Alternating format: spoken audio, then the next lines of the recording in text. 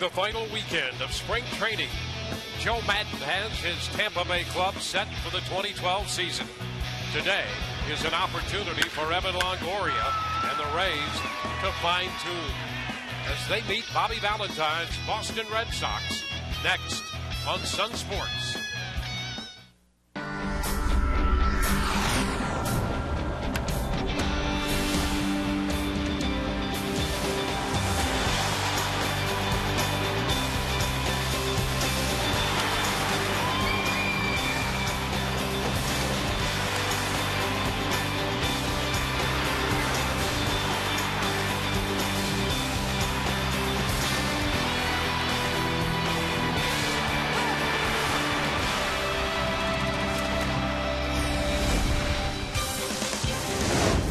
Another beautiful day for baseball as we greet you from Port Charlotte, Florida, and Charlotte Sports Park. Grapefruit League Baseball 2012 featuring the Tampa Bay Rays hosting the Boston Red Sox. Hi again, everyone, and welcome to an afternoon of Rays baseball with Todd Callis. I'm Dwayne Statz. Great to have you aboard as the Rays and the Red Sox meet for the fourth time this spring. Well, Todd, entering the final week of the spring training schedule, the roster pretty well set, except for that dictated by injury, which means Desmond Jennings will be in center field replacing B.J. Upton today. Dwayne, it's been a tough spring for B.J. After that collision with Desmond, B.J.'s been really relegated to treatment in the clubhouse with his bad back. So that means Desmond Jennings will be in center field on opening day for the Rays. As you see, last year he made 7 starts in center for Tampa Bay. He has been dealing, DJ has, with his own issues this spring, a sore throwing shoulder, his right shoulder, so he's been limited somewhat in the field, DHing recently, and now Joe Madden's going to get as many reps as he can for Jennings out in center field. So all of that means something of a realignment in the outfield with Matt Joyce in left, Jennings in center, and over in right field, Ben Zobrist. And what that does is open a spot for 3 candidates who thought perhaps they had no shot at opening the season on the big league roster. You're right about that. Brandon Guyer, who they saw last year with the Rays, opened up his career in Baltimore and hit a home run in his first major league game. From the left-hand side, you have Jeff Salazar and Jesus Feliciano, both these guys with experience in the big leagues with other teams. And when they came down to Port Charlotte, they knew it was a long shot, but here they are in the final week of spring, and one of those 3 guys, with Will Rhymes maybe an outside shot as well, one of those guys will make this Tampa Bay roster. There are a couple of other spots on the roster to pay attention to, and we'll talk about those as the afternoon progresses. The Rays and the Red Sox just around the corner. First pitch and the starting lineups will be next.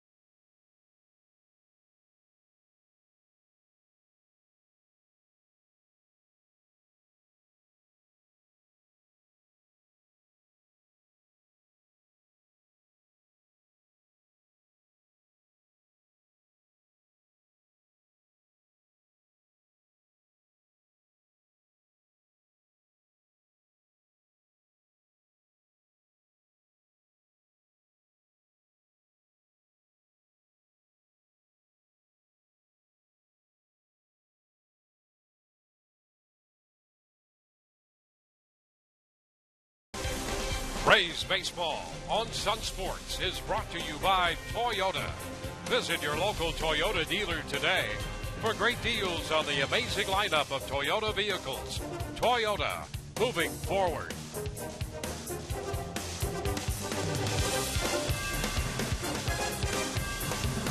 Rays and the Red Sox go at it this afternoon. Scattered white clouds above. The Rays have not beaten this Boston ball club yet this spring. They've gone 0-3 against the Red Sox. Today's game presented in high definition, brought to you by H.H. Gregg. Here's Joe Madden, the Rays skipper, entering his 7th season as the manager of the Rays, and fully embracing the increased expectations of this team.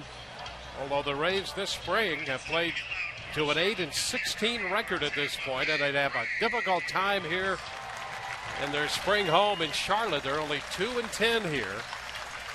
So Madden will keep a close eye on this club for the final few games here before they open the season at home at Tropicana Field this next Friday afternoon against the New York Yankees.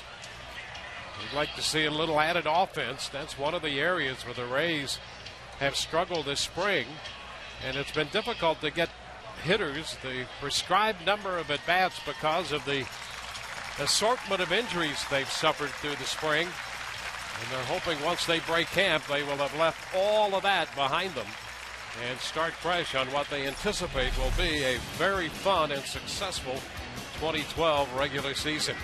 Well, let's take a look at the lineup of the guys wearing Red Sox.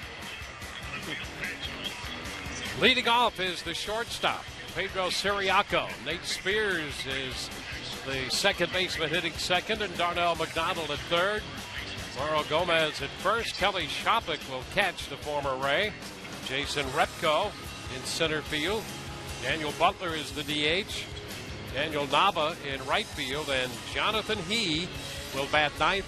He'll play third base. Kyle Farnsworth on the mound to start things off for the Rays today. You can see his spring numbers. He has been a starter this spring. The Rays have used him in that first inning primarily, and you can see so far he has not allowed one run, but it was an unearned run, so he has that perfect ERA in 4 innings plus 4 hits. He has not walked a batter.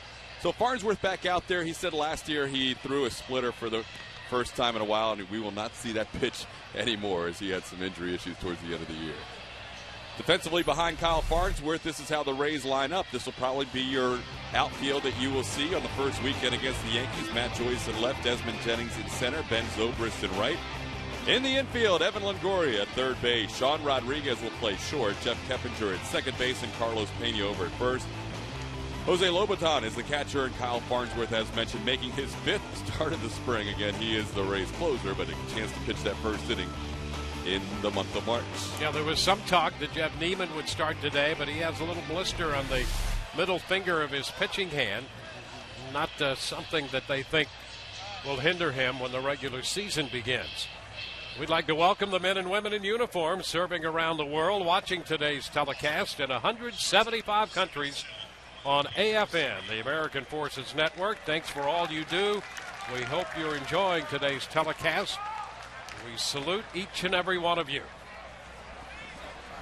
So there's Farnsworth, the veteran right-hander. The Rays also have Joel Peralta scheduled to pitch today. Baden-Hop Davis and McGee to follow.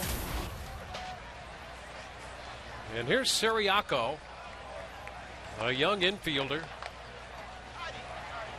He's hitting .405 this spring. And the first pitch is a strike call from Farnsworth. Well, the Red Sox are 13-11 this spring.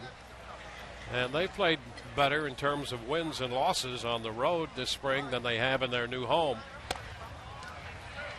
1-1, they're 7-4 on the road and 6-7 at home this spring.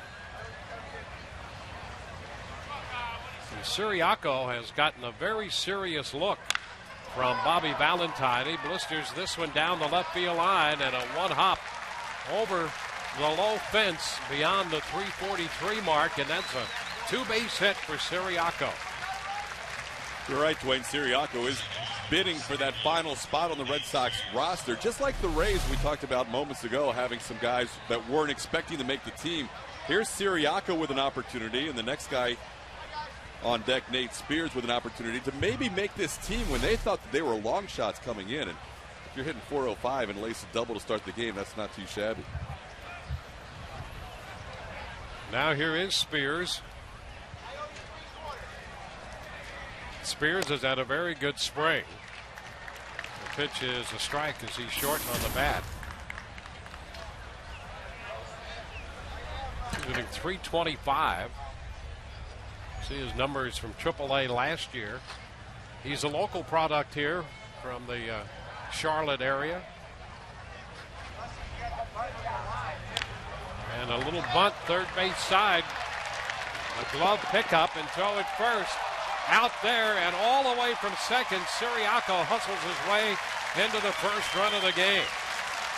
Well, that will not hurt Siriaco nor Spears' chance. Putting down the bunt, and Siriaco on a tough play as Longoria got his man at first. Siriaco comes all the way around and scores to make it a 1-0 ball game. The key attributes to both of these players were shining in that one play. For Spears, he does almost everything right. He's a true baseball player, fundamentally sound. And for Siriaco, he's a guy that can play some shortstop late in innings, and his speed can also be used as a pinch runner if he does make this team. There you see the perfect bunt by Spears, almost good enough where the play was bang, bang at first. He may have beaten that throw. But then Pena had to stretch out for the throw by Longoria and didn't have a chance to get Siriaco. Darnell McDonald, and the pitch is in there for a strike call, a fastball to start him. Well, that's an element that Bobby Valentine wouldn't mind integrating into the Red Sox game. And really, that's taking a book out of Joe Madden and the Rays' way of doing things.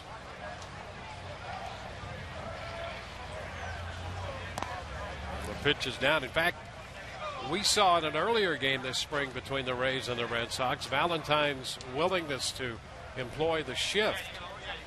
And that's something that the Rays have pretty well cornered in Major League Baseball. They've done that more than anybody else. And Bobby Valentine figures the Red Sox will be in the shift business this year as well.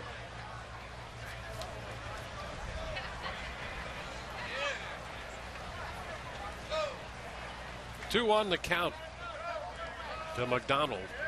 A run home with one out. We're just underway. Siriaco doubled to left, and Spears put down the bunt to get him home from second base. Into left center field. That's going to be in there. Cut off nicely by Jennings. The throw to second is not going to be in time as McDonald got in there with a two-base hit. And you saw right there, Jennings has favored that right arm, and that's not something that he's comfortable yet at this point to completely let go. Great point, Dwayne, and you'll see it right here. As recently as last week, Jennings was playing minor league games and being told not to throw the baseball, just play left field, catch the ball, and not throw it. He's recovering from that sore right shoulder, and you can see that's still going to be a work in progress for Jennings and the Rays, as he's going to have to build arm strength once the season begins and going into that season. And one thing for sure, you don't want to re-injure that here in exhibition play. So you'll let McDonald have the base right there here on the 31st of March. Pitch is up to Gomez. Mauro Gomez. Well, here's a guy who loves to swing the bat, and I mean swing it hard. It's a big cut and rolls it foul in front of his third base coach, Jerry Royster.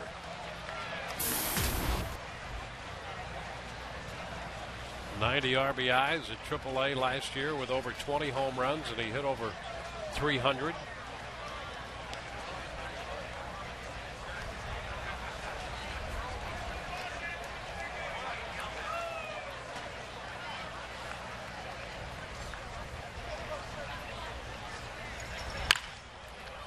And another one foul, 1 and 2. Well, you look at the spring averages of the first four hitters here. They're not big names, but boy, they have big averages. Siriaco came in hitting .405. Spears .325.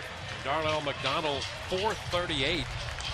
And Gomez up there right now .375. That'll scare you looking at those numbers, the first four. Kyle Farnsworth saw Kelly shopping before the game, and he said, "Where are you hitting in the lineup?" And found out fifth. He's like, "All right, hopefully I won't see you in the first inning," but it appears like he might. Turn, nothing doing back at second.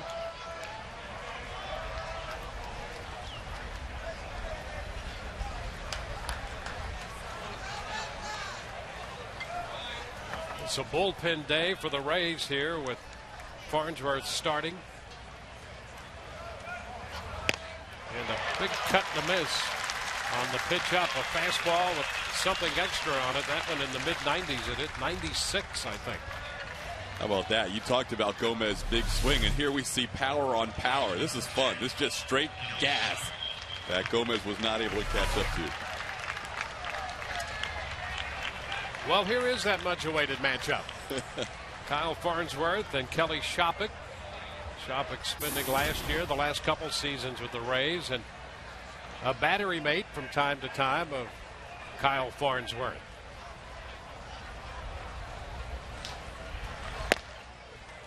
And Shoppick takes a strike. Fans down the third baseline are well aware, being Rays fans, that they have to be careful and watch every pitch and every swing from Kelly Shoppick. Yeah, not for foul balls, but for flying bats. That's the patented Shoppick hammer throw technique. 2 strikes to count. I think just for old time's sake, when he plays here, probably should have one in the repertoire today, I would think. Farnsworth ahead of him. Folks back of the third base dugout pensive at the moment with Shoppick up there. The Shoppicopter.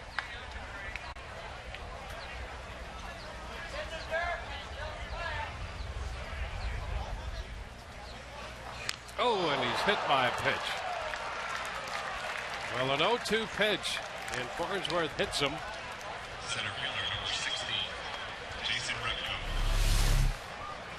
Well, you see Kyle with that fastball tailing in. It just got Shoppick on the elbow there. One pitch away from getting out of the inning, and now he has a new batter to deal with. Ball just bounced off that well-toned shoulder. Smile on his face over there.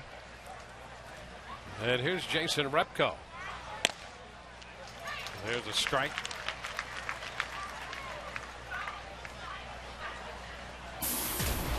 Repko trying to make this ball club for the Boston Red Sox. Carl Crawford, as you know, has had wrist issues. He's been really not taking full swings. He's trying to bunt the ball a little bit in his workouts. 2 strikes to count. And so the Red Sox still have a spot left on their roster. And you know, Carl, that's got to be killing him. Because he really wanted to come back from last year and start off strong. And here he is looking like late April, maybe May at the earliest. And it's tough when you have to basically have your spring training away from your team.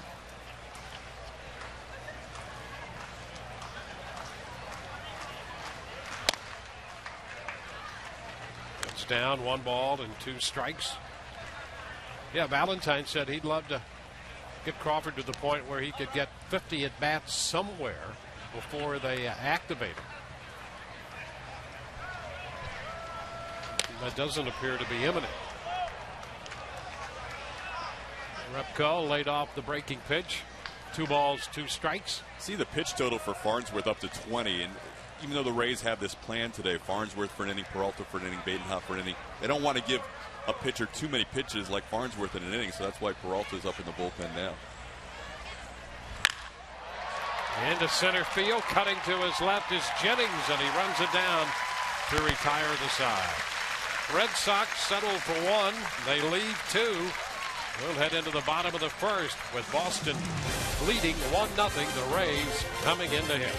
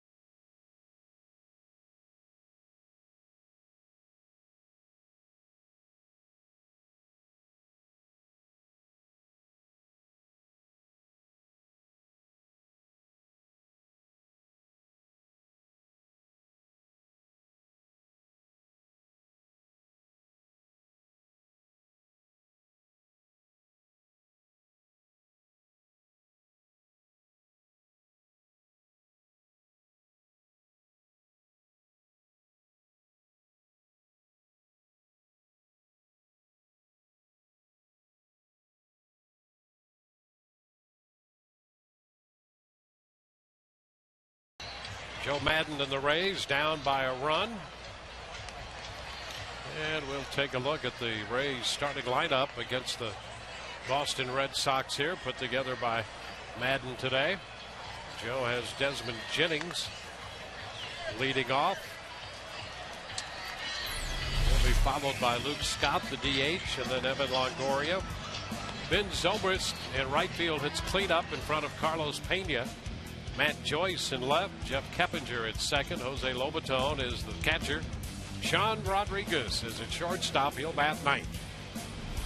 And the pitcher they will face today is Ross Ollendorf, making a start this spring. You see his numbers with the Pirates last year. Had a bit of an issue with a posterior strain in his right shoulder. Put him on the DL. That's why he was limited to those 9 starts with the Buccos. Out of Princeton, an Ivy Leaguer. And here's who he has behind him defensively today. From left to right in the outfield, Darnell McDonald, Jason Repko in center, Daniel Navas in right, Jonathan He, the third baseman, Pedro Siriaco at short, Nate Spears at second, Mauro Gomez at first, Kelly Shopik, the former Ray, behind the plate for Ross Ollendorf.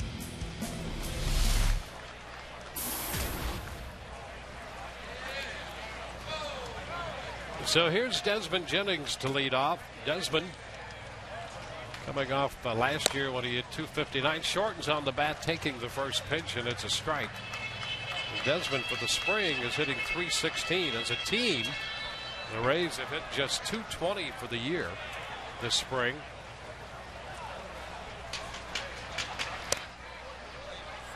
One and one. Jennings, we mentioned in the top of the inning, cautious with a shoulder, a little tenderness, and Luke Scott coming back from shoulder surgery, the DH next. And Longoria early in the spring, hit on the hand. And so right away the Rays found themselves waiting on a number of hitters to get time, and B.J. Upton, the latest major candidate in that situation, and he's going to start the year on the disabled list. 2-2 the count.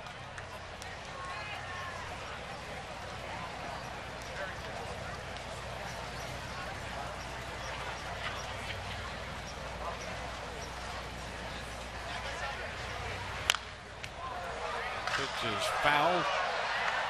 Another shot of Joe Madden, and of course, Todd, he would love to see this team winning more. The Rays are going to obviously finish the spring with a losing record. That's something that hasn't happened since 2007. But Joe has never been the kind of guy in any situation who gets overly concerned about how the club is doing. In fact, if it seems that the more challenged the team may be, the looser he becomes. Although today he did have a meeting with some of those guys. A little chopper down to third. Long throw by He, and Jennings is out at first base.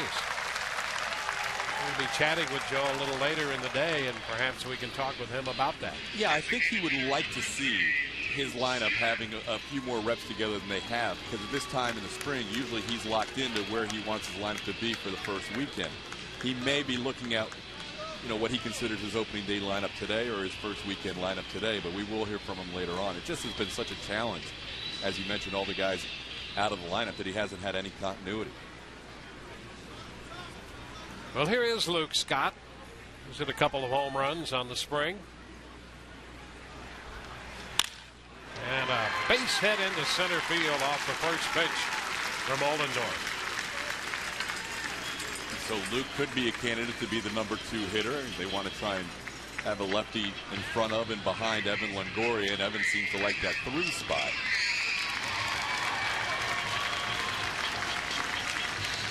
So Luke is aboard for Longoria.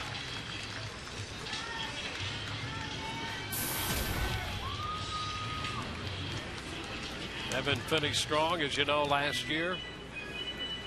Finished with 99 runs batted in and 31 home runs. It was a remarkable turnaround for him after struggling to get healthy. Inside, 1-0. You mentioned Joe and how he deals with adversity. Obviously, last year the Rays off to a terrible start. Didn't have a lead until the 9th inning of the 7th game last year, the longest stretch any Major League team's ever gone without a lead at the start of a season. But in 09, when they started slowly, they were never able to recover. And a nice stop there by Shopik. That's something he did well for the Rays last year. Kept that pitch in the dirt in front of him, 2-0. So you don't want to keep, with that schedule the Rays face this year, you don't want to keep having to test that coming from behind theory, especially in this division. Right. Well, they're scheduled to start the year against the Yankees at home Friday, Saturday, Sunday at the Trop. And then they go to Detroit, into Boston for 4, and then Toronto for 3. Third base side, that's he. The spear is 1. First base around the horn. 5-4-3 on the double play. And the Rays do not score. 1 hit, nobody left. We go to the 2nd inning. It's 1-0 Boston.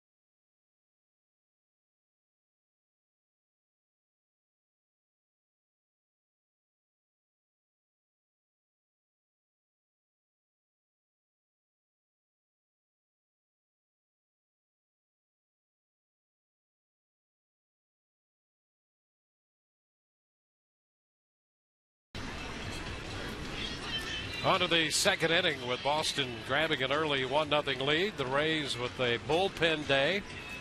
Kyle Farnsworth started the game. He pitched 1 inning, and now it's going to be Joel Peralta.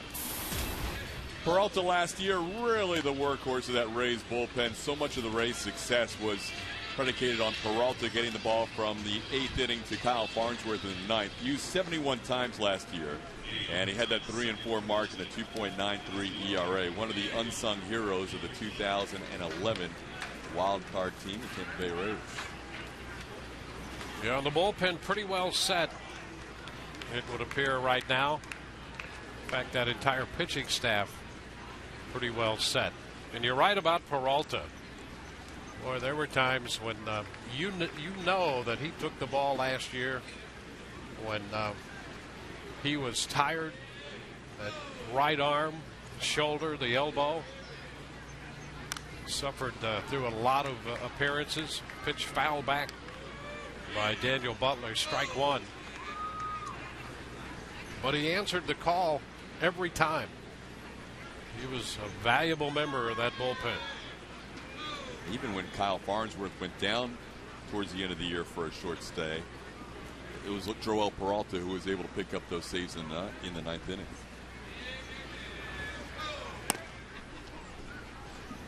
One and one. Yeah, he at times used guile and cunning to get the job done as much as he did the stuff he takes out there to the mound with him.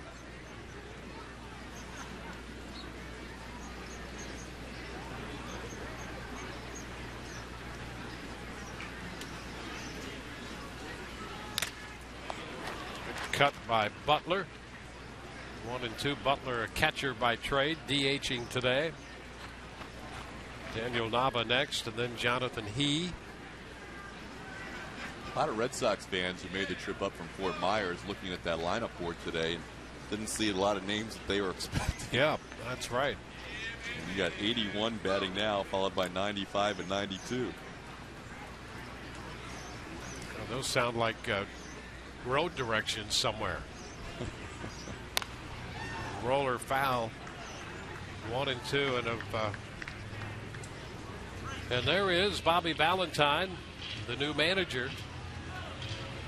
Valentine out of Stamford, Connecticut, which was Yankee territory, really kind of on the fault line, but he was a Yankee guy. He was a Yankee fan growing up. And so they really have a Connecticut Yankee at Fenway Park now. Strike call. He got him with that breaking pitch, catching the corner. So Peralta takes care of Butler. Peralta ahead of the count. Good pitch on the outer half. Butler gave up on it. You can watch it right here as it just catches the corner. Nice framing by Lobaton, too. I think that's going to be important for him because Jose Molina is so good as your starting catcher. You don't want to lose a step when you go to Lobaton, and that was a good job right there framing that corner. Well, there's Daniel Nava.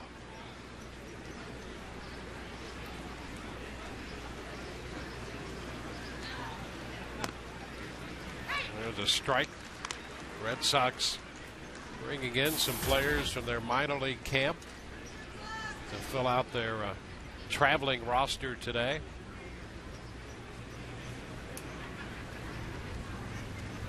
Bobby wearing number 25. He says to honor Tony Conigliaro. 0-2 the count to Nava.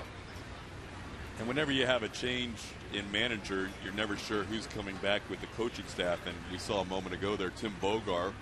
So glad that he stayed with the team because what a great baseball guy he is. Yeah, you figure at some point Bogar will get a chance to manage somewhere. And a cut and a miss. Back-to-back strikeouts. This one swinging, the first one looking. So far, Joel Peralta, very solid the first two batters he faced. There's the nice little split. Good dive action there. Nava swings on top of it. 2 batters, 2 strikeouts.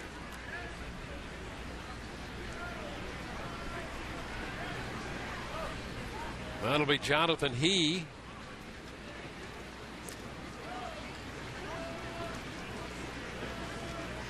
He 2 of 10 for the spring. And he takes a strike.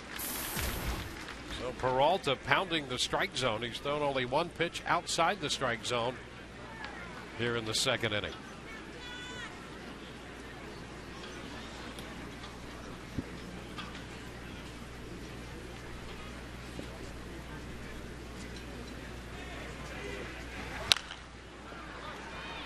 Oh-2 with a foul ball backing out of play.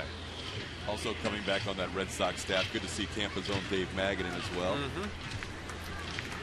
Yep. Gary Tuck is back. A new look on the baselines. Jerry Royster coaching third. There's Dave Magadan.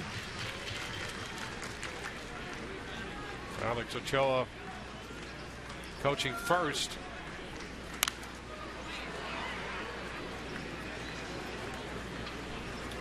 Still a 2-strike count here to He. University of Hawaii guy, Jonathan He. Back to his last year there at U of H, University of Hawaii. He was the Gold Glover of all Division I players at shortstop.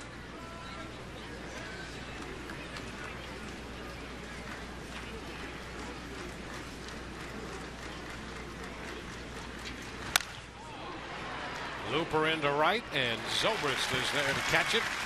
So a very impressive inning by Peralta. 1, 2, 3. 1 strike after another. Bottom of the second coming. 1-0 Boston.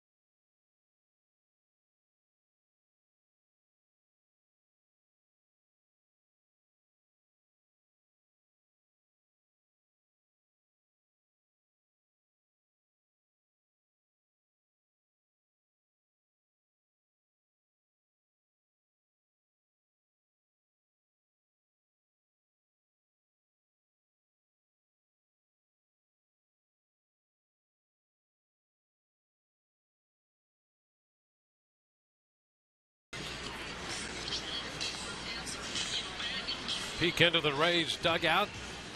Joel Peralta and Jim Hickey talk it over after that very impressive inning by the veteran right-hander. Relive the Rays' magic from last season's final game. The Rays and the Yankees have opening weekend at Tropicana Field, and Sunday, the 8th of April, the first 10,000 youngsters 14 and under receive a Raymond cowbell presented by Chick-fil-A. Purchase your seats by calling 888-FAN-RAYS or visiting RaysBaseball.com. Ross Ollendorf, 29-year-old right-hander. You mentioned Ollendorf out of Princeton. He chose to go to Princeton. He's from Austin, Texas, and was recruited by, among others, the University of Texas and Baylor. And both of his parents had varying roles with the University of Texas, and he went to Princeton. Here's Ben Zobrist taking a pitch outside, and the word is that he, on his SATs, he missed only one math question on the SATs. Nice. So he's a guy that you probably could not outthink out there on the mound. I'm sure his battery mate was not pleased with his college choice. That's right. The pride of Baylor himself. Yeah, Chapa went to Baylor. But he's a very, very smart individual, happens to be a baseball player. They said when they did those, those bullpen games where you would have to pick a long word and spell the word, that he had a chance to get the word backwards quicker than most people spelled it forwards. Yeah, and I don't know if that just reflects on the rest of the bullpen or is how impressive Ollendorf is. 2 balls, 2 strikes. Yeah, those games aren't fun when there's a guy like that. Well, yeah, I mean, you can't win. Yeah. Yeah, he's got no chance. Yeah. It's like, all right, if Ross is in the game, then at least it gives the rest of the guys a chance. If he's in pitching, yeah, and it's not hanging out in the bullpen. That pitch started in and stayed that way. Tried to get it to come back a little bit. So it's a full count now to Ben Zobrist.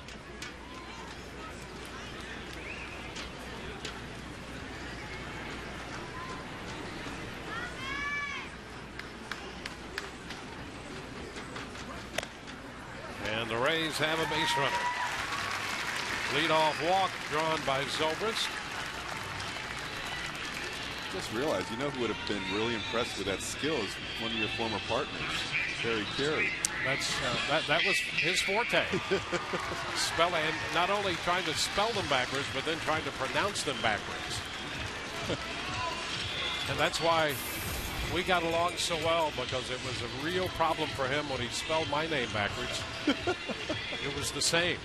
That threw him for a loop. Yeah. Rob Ned, the same. Yes. Yeah.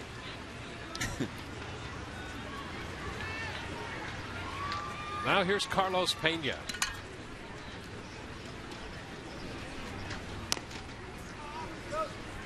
A ball, no strikes. Well, Carlos considers himself home.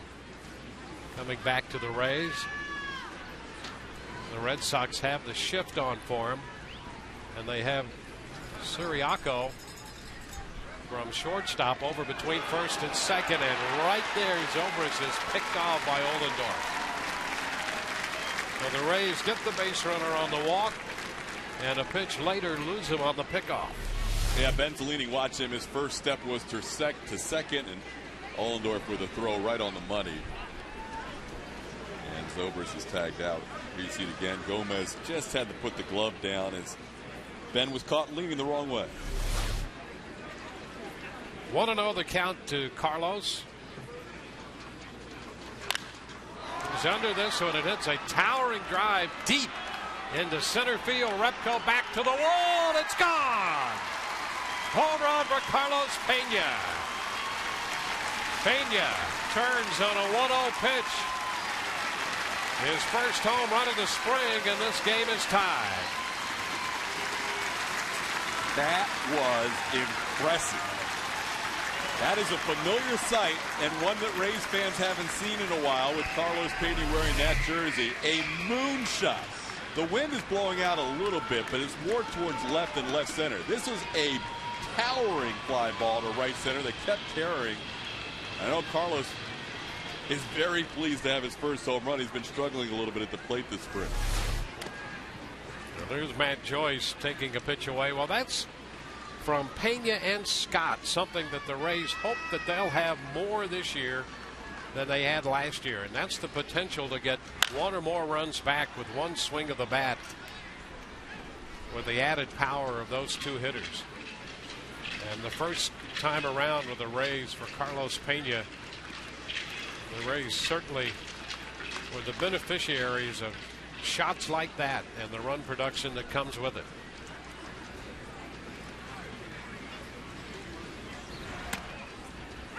One and two now to Joyce. You hear it's only spring training, but you can see by the reaction in the dugout there.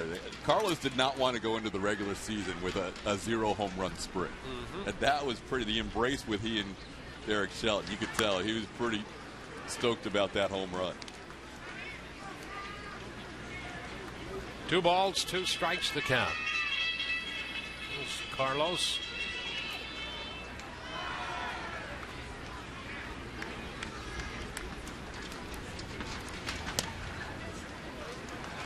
Full count.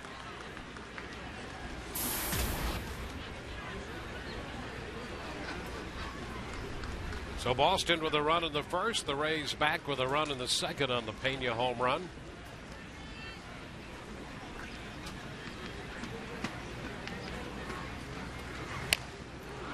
And a foul tip right back into Shopping Smith. Joyce out on strikes. First part about that strikeout is Joyce looked back to Fielding Colbert and asked him if it was going to be a strike anyhow, and Colbert said no, because that kept riding in on his hands. You'll see it right here. Shopping sets up on the inner half, and then the ball rides in. Joyce can't catch up, and he asked Fielding Colbert, is that a strike? And he said no.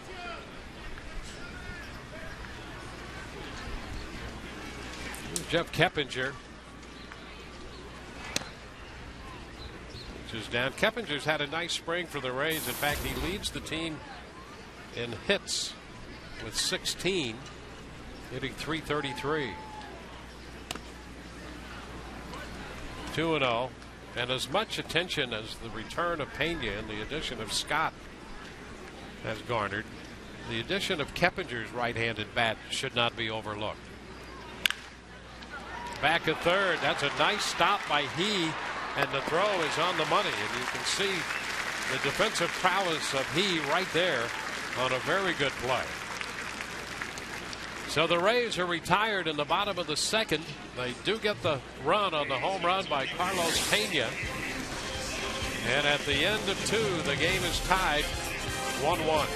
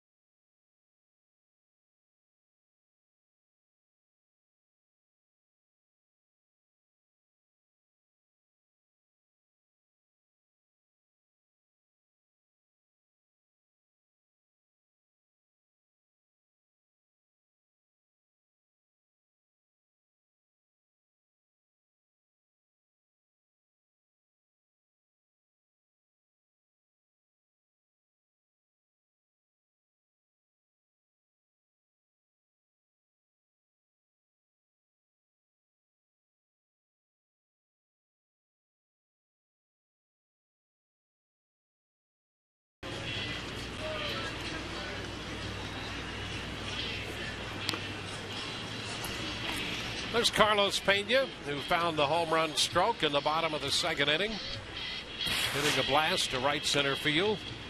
Familiar and much welcome sight for Rays fans. There's that big uppercut stroke, and originally Repko thought he had a shot at it, but that ball kept carrying. Again, the wind's blowing out. It's blowing out towards, it originally was left center when Carlos was hitting. Now it's blowing out towards right, but that ball just kept going. That was a high towering home run.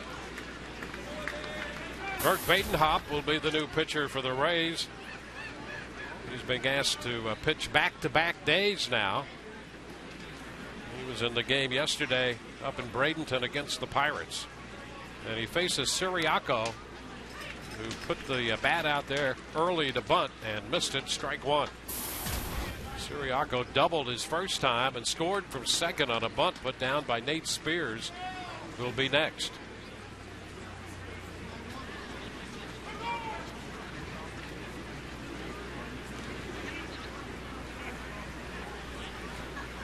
And he bunts again, this one foul.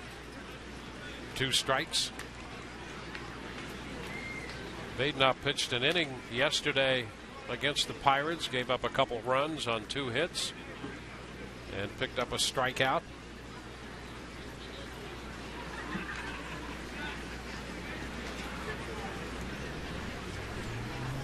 Farnsworth pitched the first. Peralta pitched the second inning, picked up 2 Ks. A ball, 2 strikes now to Siriaco.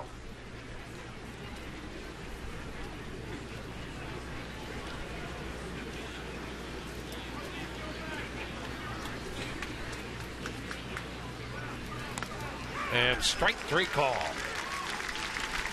Siriaco caught looking. Good pitch there by Burke.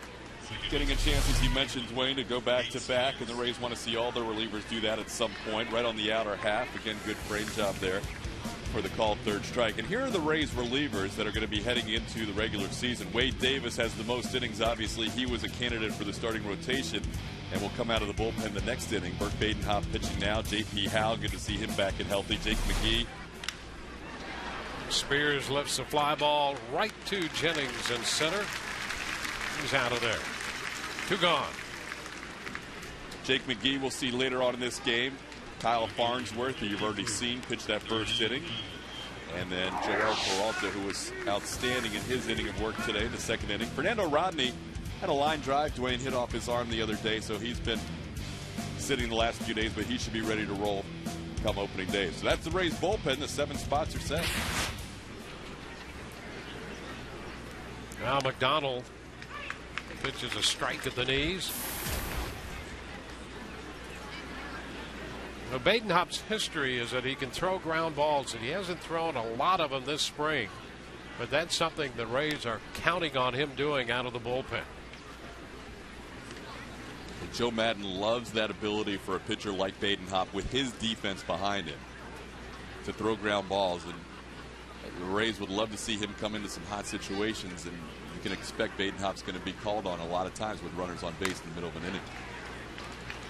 Pitch riding in on McDonald, and the count goes to 1-2 as the Red Sox left fielder fouled it away. You know, that bullpen this spring, you think about where Andrew Freeman and his staff came from a couple of years ago, putting the entire bullpen together last spring. This year, not as much in terms of trying to fill it out from 1 through 7, but a pretty solid bullpen that he's developed over 2 years. And we'll hear from Andrew later on the broadcast today as well.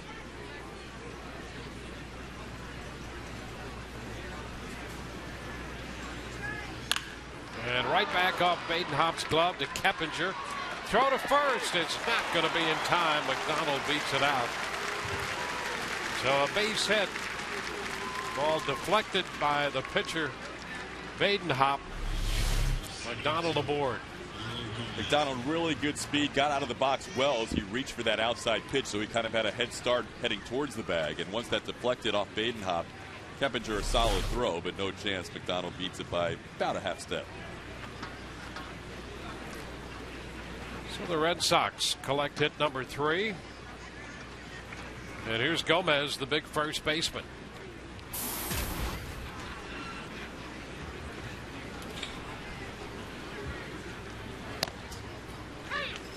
That's a strike. You know, the other challenge we mentioned, that bullpen for a guy like Wade Davis, who's now working out of the bullpen, is when do you get started to come into a game? And I noticed this inning, he was up from the very beginning of the inning. So he may take a little longer, at least in the outset, than most guys, just to get accustomed to that, how long it takes to heat up time. Yeah, and you know, there was a general feeling that Davis might be better suited to the bullpen physically than Neiman. But it's a challenge regardless of any starter who goes down there to get accustomed to, number one, getting loose quickly and maybe being up more than once. So it is a challenge for Wade Davis. It's just not that easy to go down there and change your routine and fit right in.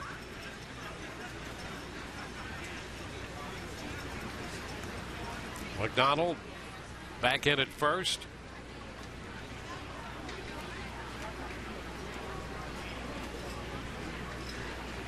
We'll hear from Wade too.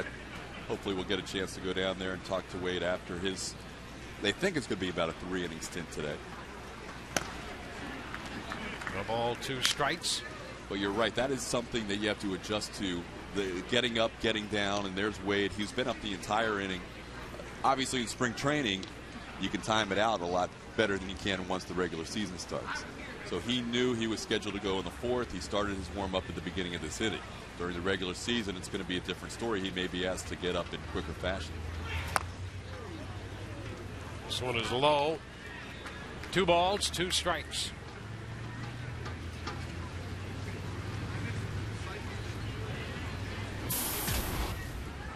Burton Batenhop, the third race pitcher.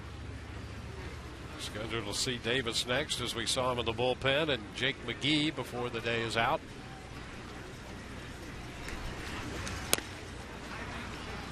Low and outside, and the count is full with the power hitting first baseman. Mauro Gomez up there.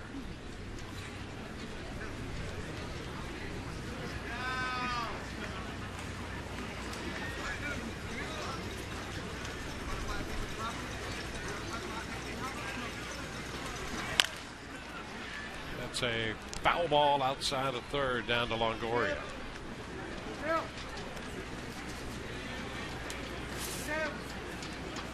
The Rays playing the Red Sox here today. They have only one other game left here in Port Charlotte. That'll be on Monday against the Minnesota Twins. Play the Orioles in Sarasota tomorrow. Then Monday here against the Twins, and Tuesday on the road against the Twins. And the Futures game for the Rays at the Trop is Wednesday. I think that would be a lot of fun for fans who haven't had a chance to head down to Port Charlotte to check out not only the Tampa Bay Rays, but a lot of the future stars. That game at Tropicana Field. $10 general admission. Yep. First pitch is 140 for that game at the Trop. Back to the hill. Batenhop with the toss to first. Gomez is out. So are the Red Sox. No runs, 1 hit, a man left. And we head into the bottom half of inning 3, tied 1-1.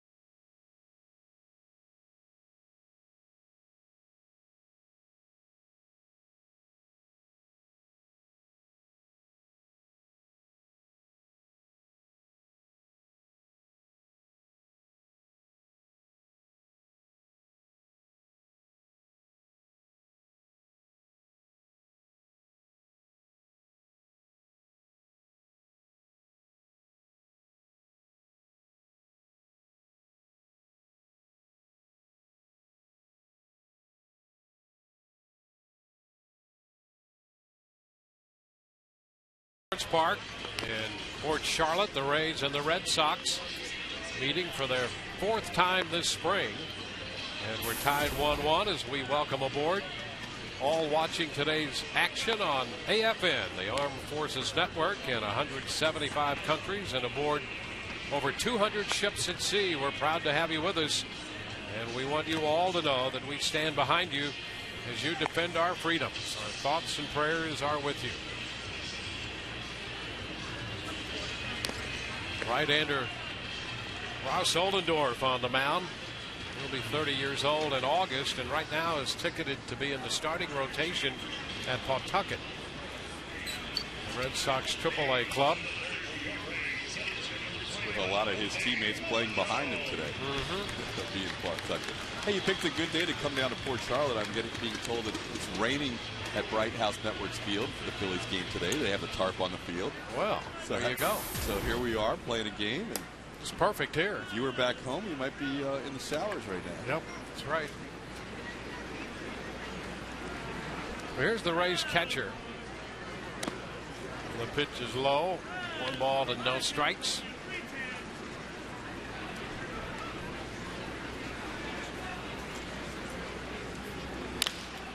Up the left side, and that's going to twist out of play. 1-1.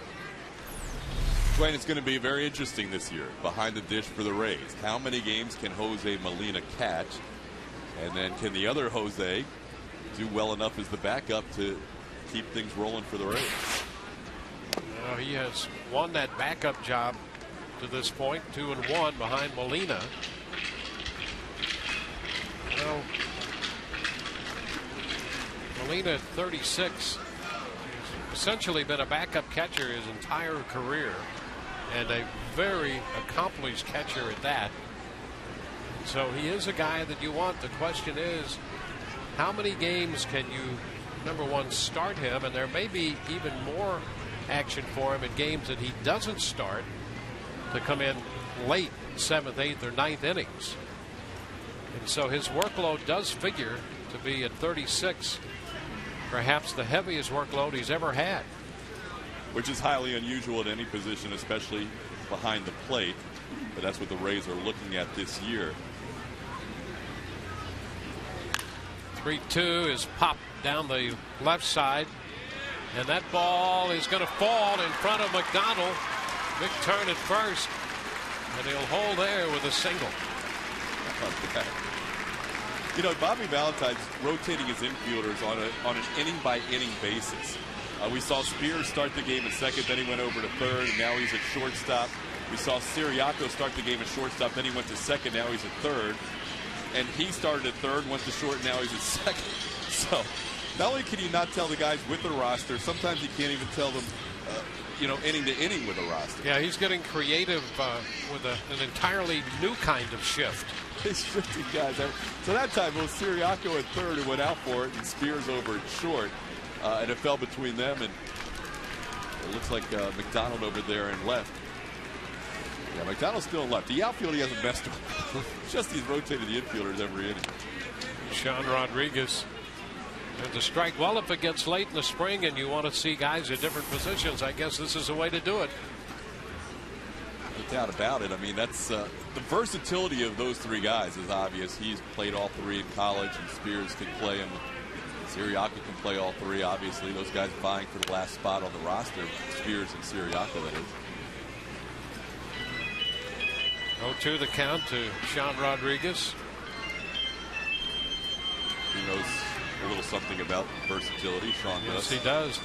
That's really one of the strengths of this Rays club. If you can't spend with the Red Sox and the Yankees and other clubs, you can create depth through versatility, and that's by design by the Rays and Joe Madden. They've done a great job at that. And here's Rodriguez, who, as we know, Sean can play all over the place, infield, outfield, and there was a time when he would have been the third catcher on this club if they needed one. It's popped into short center. Repko coming in. He's going to be there to make the catch for the out.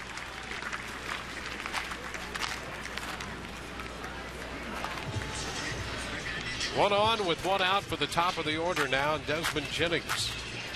Organize a group of your family, friends, and coworkers to enjoy Rays baseball, and you can earn rewards such as free Rays tickets, an Evan Longoria autographed baseball, a catered suite, and much more.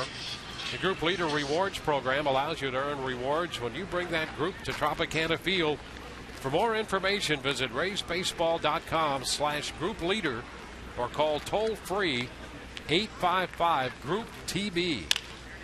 Jennings lines it into center, and that's going to fall in front of Repko, putting men at first and second. So Desmond, jumping on the first pitch strike, has a base hit.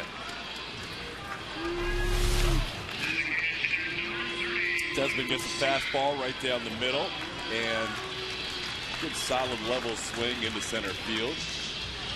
Rays have lost a couple of base runners in this game, one on a double play, one on a pickoff. Now they have another threat here in a tie game. And Luke Scott will get an opportunity to perhaps drive in a run. Scott jumped on the first pitch he saw in the first inning and singled. And now the shift is on. And we'll check this with Siriaco alone on the left side. And that will be Spears and he. Spears toward the middle. And he shaded toward the hole on the right side.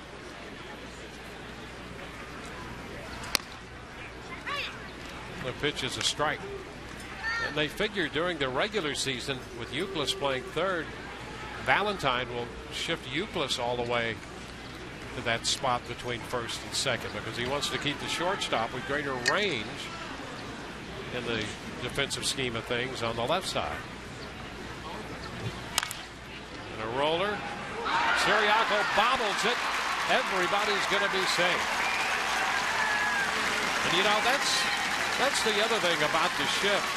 There's going to be interesting discussions about the shift and how they work or whether they don't work with men on base and nobody on base. And one of the arguments with men on base is that if you start shifting guys around to different spots regularly and they're out of position, something like this may happen. Good point, because it's a little bit awkward whenever you have to go 5-6-3 on the double play, although it looked like Spears was there in plenty of time. Siriaco had a little bit of English to deal with off that swing by Luke Scott, so the ball was spinning as it reached him. But it also, he was trying to get it in and out of his glove in a hurry and ended up getting no outs in the process. He knew Jennings was hustling down to second with good speed and had to really rush it. Here's Evan Longoria. Yeah, that's the point that I think most teams now are very aware of, and it works to the Rays' favor because of the Rays' team speed and the way they aggressively run the bases. Defenders know that they've got to handle the ball in a hurry. 2-0 the count to Evan. Bases loaded for the Rays' third baseman.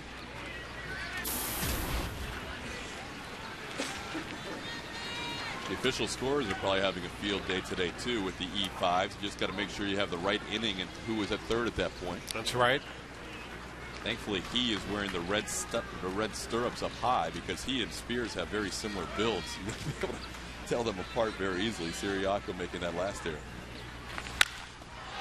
Longoria slices it into right. Nava toward the line, makes the catch. Tag at third. Lobatone headed to the plate, and he will beat the throw. Jennings goes to third. And the Rays pick up the go-ahead run to make it 2-1. Sacrifice fly by Evan Longoria. A pretty good play by Nava. That had a chance to be one of those flare RBI, 3 RBI doubles for Evan Longoria. It was really hugging the line there. Nava got over just in fair territory. Here's another look. This is a long run. It's to his backhand, the left-hand thrower. That is not an easy play. Lobatone with the tag up and was able to score fairly easy. But that could have been a 3-run flare Luke double for Longoria had it sliced another foot away. Here's Ben Zobrist. And he takes a close pitch wide. A ball, no strikes. So the Rays with a run in the second on the Pena home run, and another run in the third on a sacrifice fly to right by Evan Longoria.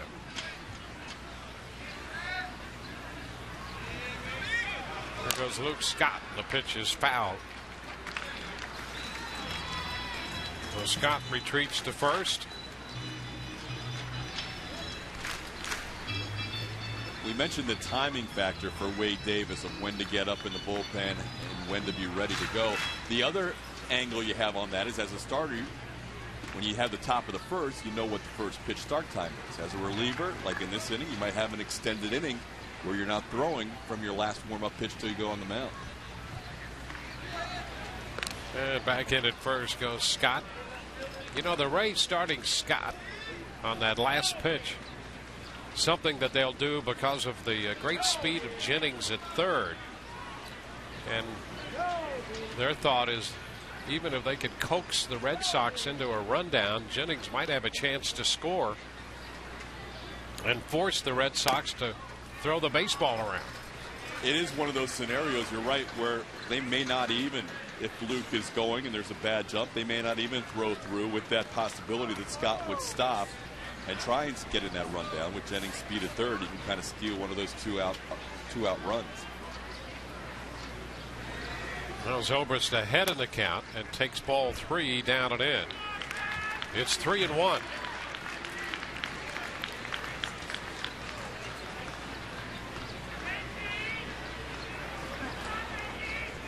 Rays have turned a leadoff single into a run.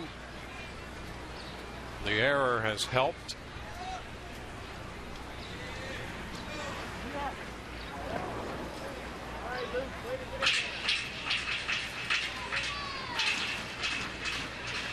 All game, bottom of inning 3. Scott reached on Siriaco's error.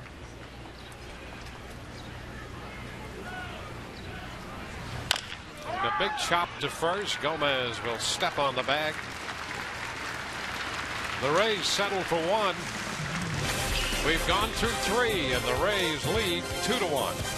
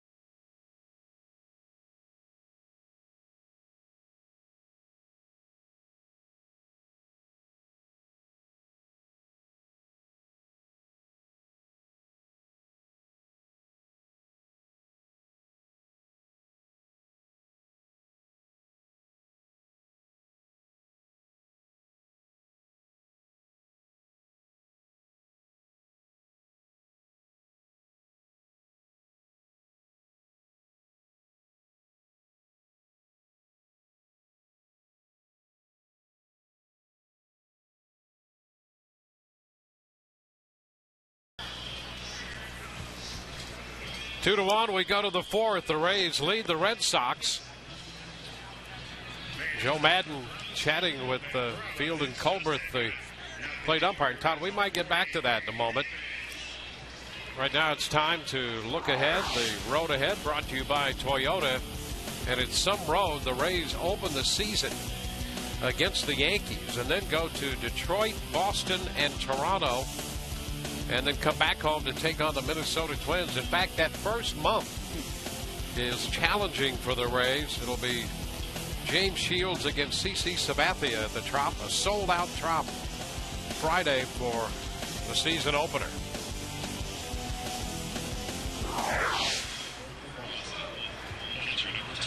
So there's Joe Madden.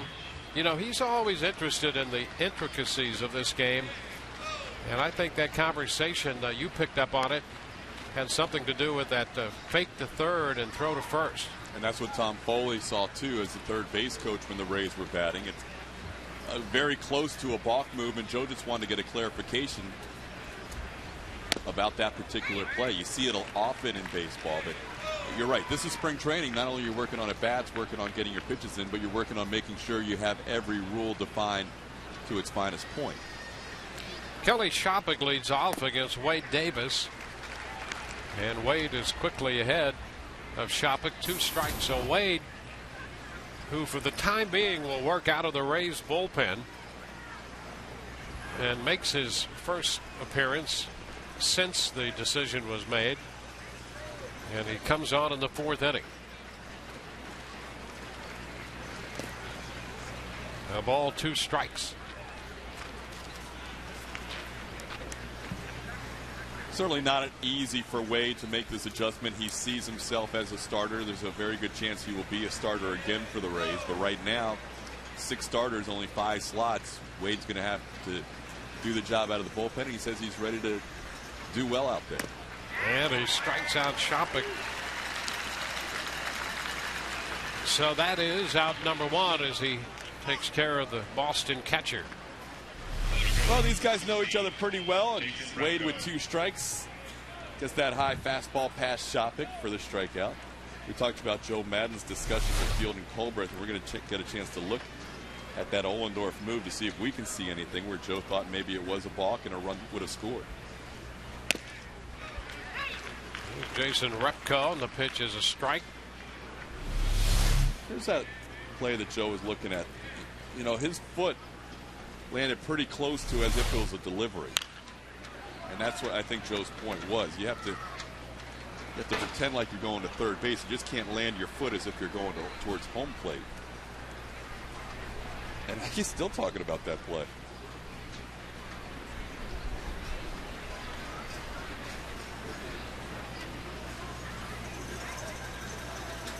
Up and in a bit. That'll upset the comfort level of the hitter. Love that. Love that 0-2 pitch. If you're diving and you're near the plate, look, this pitch isn't that far off, but it's got a nice little tail action. It's like, that's my area. Don't give that to the hitter. Well, there's no reason that a pitcher should. That was almost back-to-back perfect pitches, too. Yep. Down and away, and he just missed 2-2.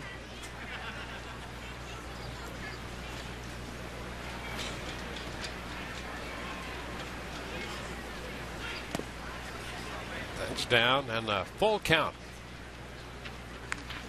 And you know, a hitter will put himself in danger when he's too aggressive like that of getting hit, because some of those guys get so comfortable up there they'll actually start diving into pitches and out over the plate, and when a pitch backs up, that's when they find themselves in trouble.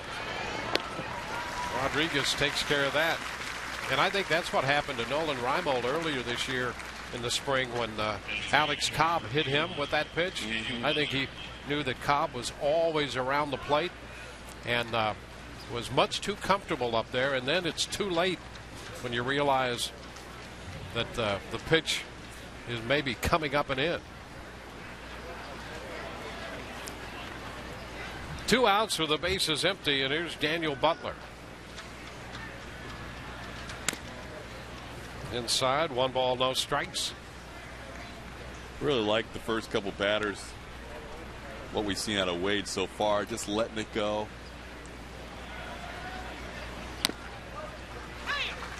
You know, one of the areas where he got in a little trouble sometimes as a starter, we would see his velocity increase as the game went along. Or maybe he was not in that full lather the first inning or two. He's coming right out of the bullpen today and throwing strikes and throwing the ball well. A ball, 2 strikes. We'll be chatting with Joe Madden shortly.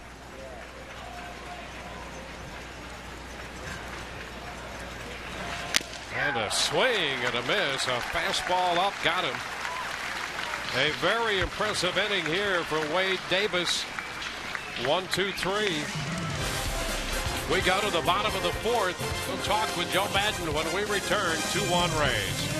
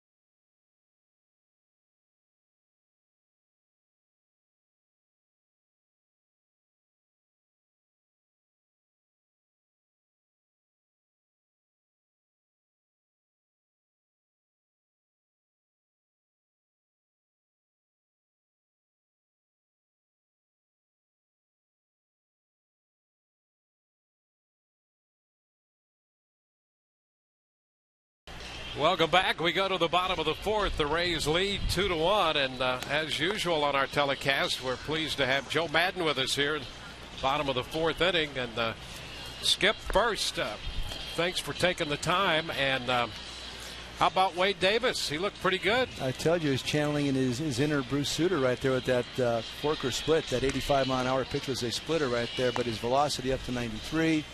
Really sharp slider right there. He came out pitching like he can. That was beautiful to watch. You know, we mentioned when he came in, and there have been times in the past when he would make a start and his velocity might be 93 at one point, and it might be lower than that at other times, but it didn't appear that coming out of the bullpen bothered him at all, and you got a corner man down there. Thank you, David. How did I know it was him without even looking? Yeah, I mean, that was nice to see coming out, throwing the big number. I mean, that's what we think he may be able to do out of the bullpen. More than likely starting out as a longer guy as the season breaks, but, I mean, you saw the kind of capabilities he may have in the latter part of the game. The thing about that's been so cool is the fact that Wade has embraced it as well as he has. I'm sure you guys have read the paper conversationally, me with him.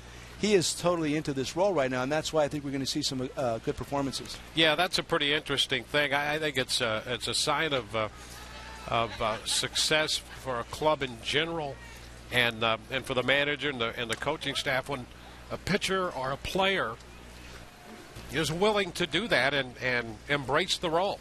He gets it. He gets where we're going this year. He understands how he can help us reach our goals, getting back to the World Series. He also understands the fact that he may be a starter at some point in the near future, too. You know, he is relieving right now, but we value him as a starter down the road. He's got that kind of ability. He's been very successful in the past. But for right now, based on the glut of what we got, he knows that this is the best place for us. And because of that, he's accepted the role.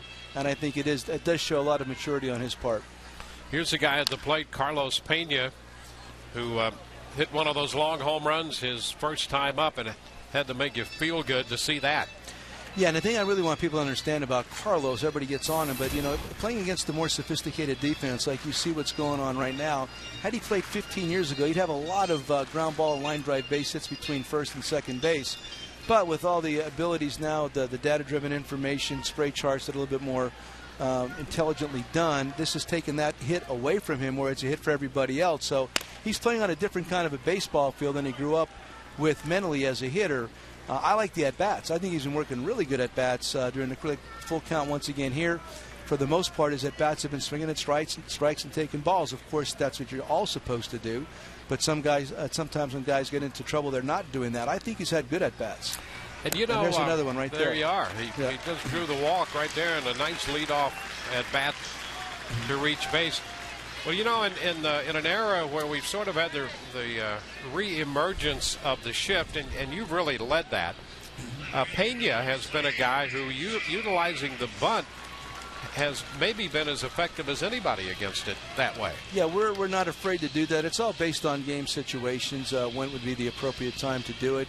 Carlos is actually very good at it. He had several last year with the Cubs, and I think a couple were with two strikes. So that's it's going to be part of our package with him this year. Again, it's going to be how he feels that day, what the pitcher looks like to him. A lot of it's based on feel, and that's another thing I don't think people quite understand. For me, I like to leave it into the hands of the player at that moment and not give a sign necessarily, because he knows how well he's seeing the ball. He knows how tough this guy is to hit or maybe tough to bunt against. So I would rather the player make that particular call at the moment, because they know what's going on. I'm just watching from the side.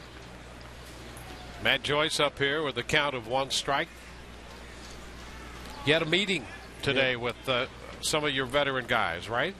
We did. It's something I've always liked to do. I did it back in my old days with the Angels a couple times, and I've done it here I think it was the first year I was here, actually. I like to call the lead bulls together, those that I think can really lead the group. It's just, the term is based on, loosely based on a book I read years ago from Centennial by James Mitchell. I won't bore you with the details, but it's all about the lead bulls heading them in the right direction so that the rest of the group follows. I really believe in listening to the veteran players. I want to know what they're thinking. I want them to know what I'm thinking. With me, it's always an exchange, and I think also that as a major league manager or as a major league coach, the most important thing we do or should do is to listen. These guys have been around. They play this game. They make a very difficult game look easy. So I want to know what they're thinking at all times. I want to get them included in policy, regarding how we interact during the course of the season, because it is their clubhouse.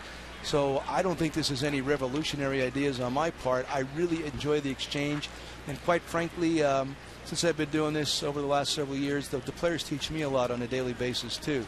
So I want to keep everybody involved. You know, you said at the outset of spring training that you would embrace the increased expectations of this club, and you felt that the club did right along it. Throughout the spring, you've had to battle some injuries that have prevented primarily position players from getting the at-bats that you'd like. Where do you think that stands now?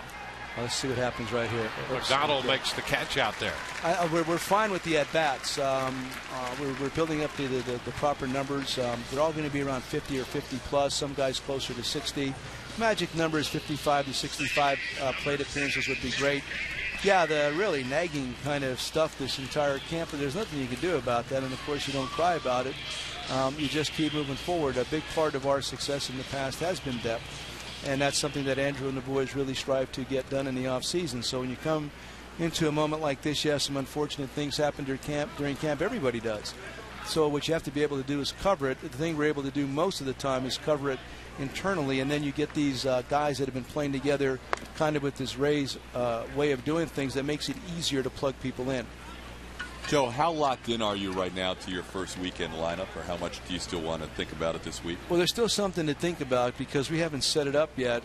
Again, with BJ going on the DL, Sam Folds' status right now, I don't even know who all is going to be on this team yet. That's still a fluid situation. I've looked at it. That ball's properly struck. Keppinger get up. Hitting it deep and off that low fence out there. Extra bases into third base goes Pena. It's a double for Keppinger. Well, you know, a moment ago you were talking about added depth and versatility, and Keppinger is a guy who gives that to you on both sides of the baseball. Professional hitter, man. I think he swung and missed once this entire camp yesterday. Swung it. Take a look at that again. Is that what you're talking about? Yeah, we're looking at I want a replay on that. I thought it was over the wall. I thought it hit that little grill and bounced back. Anyway, you're right about Kep. Kep has been fabulous. Always works that at bat. Fole's waiting for a sign from me right now. Whatever you want to do, Fo. Go ahead. Whatever you want. Okay. It's a loose camp. We did, really. I mean, at the end of the day, the biggest thing is about getting the guys together on the same page. I don't really sweat some of the minutia stuff that other people do. I just want to make sure that we're playing together as a group. I want to make sure they understand where to be on certain plays. All those that's what's important to me, and I want them to have fun, man. It's a grind on a daily basis playing in the Major League Baseball with cameras in your face, reporters talking to you after every game. I want them to have fun. This is what you wanted to do since you were 6, man, so you might as well enjoy it. Runners second and third here. Lobatone up here with a 1-1 count. 1 out. Well, this is a situation where you have some options, Joe. What are you thinking? Well, I mean, right now with Lobatone, what I'd like to obviously see is him move the ball into the outfield, try to think middle of the field right here. The thing about Lobatone normally is he's going to work you a good at-bat. Obviously, Ollendorf's trying to get him to roll over something to first base or get to 2-strike count, have him chase. You have to be both aggressive and patient in this moment. Aggressive meaning you got to look for that first pitch fastball and whack it. Because as the count gets deeper, this guy's going to start messing with you a little bit more. Like right now, 2-2 count. That was his pitch right there. He fouled it off. 2-2 count right now, I think it's going to be less attractive to Lobe, the kind of pitch that he's going to see. So we've gone to 2-2. I don't think we've had analysis like that in the 15 years I've been here. Way to go. I am strange. You're absolutely right. I know that. Former hitting coach. I've done a whole bunch of different things, but you know, you're always like really. I don't want my players to analyze it nearly as much as I do, but right now it's going to be a tough pitch for him to work with. Nice. How about that?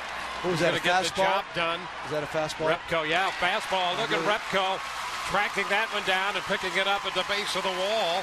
Pena scores. Keppinger's going to score, and Lobatone comes through, driving in 2 to make it 4-1. I was really expecting something soft down right there. That was great that he got a ball up where he can deal with it. And the nice thing is he's not trying to pull the ball. He stayed in the middle of the field, which is great. He said that from the beginning of the bat, stay in the middle of the field, something to the outfield, and that's exactly what he did. We're seeing it again, Joe. It's a high fastball, and he really drove it. Yeah, I mean, guys get up there and they try to do too much sometimes. Their infield's in right out. I mean, for me, playing the infield in there with runners on second and third and 1 out, early in the game is not necessarily something I'm going to look at often, only because you have a chance to give up 2 points on the ground ball. But with the run around third base only, in that situation, I'm more apt to play it up. The other thing I always consider, that's nicely done on the hanging breaking ball. John Rodriguez down the left field side toward the corner. Lobaton scores, and Rodriguez is safely in at second. You know, the thing I always consider, too, is if you're playing the infield in against a certain hitter, is the guy a base stealer or not?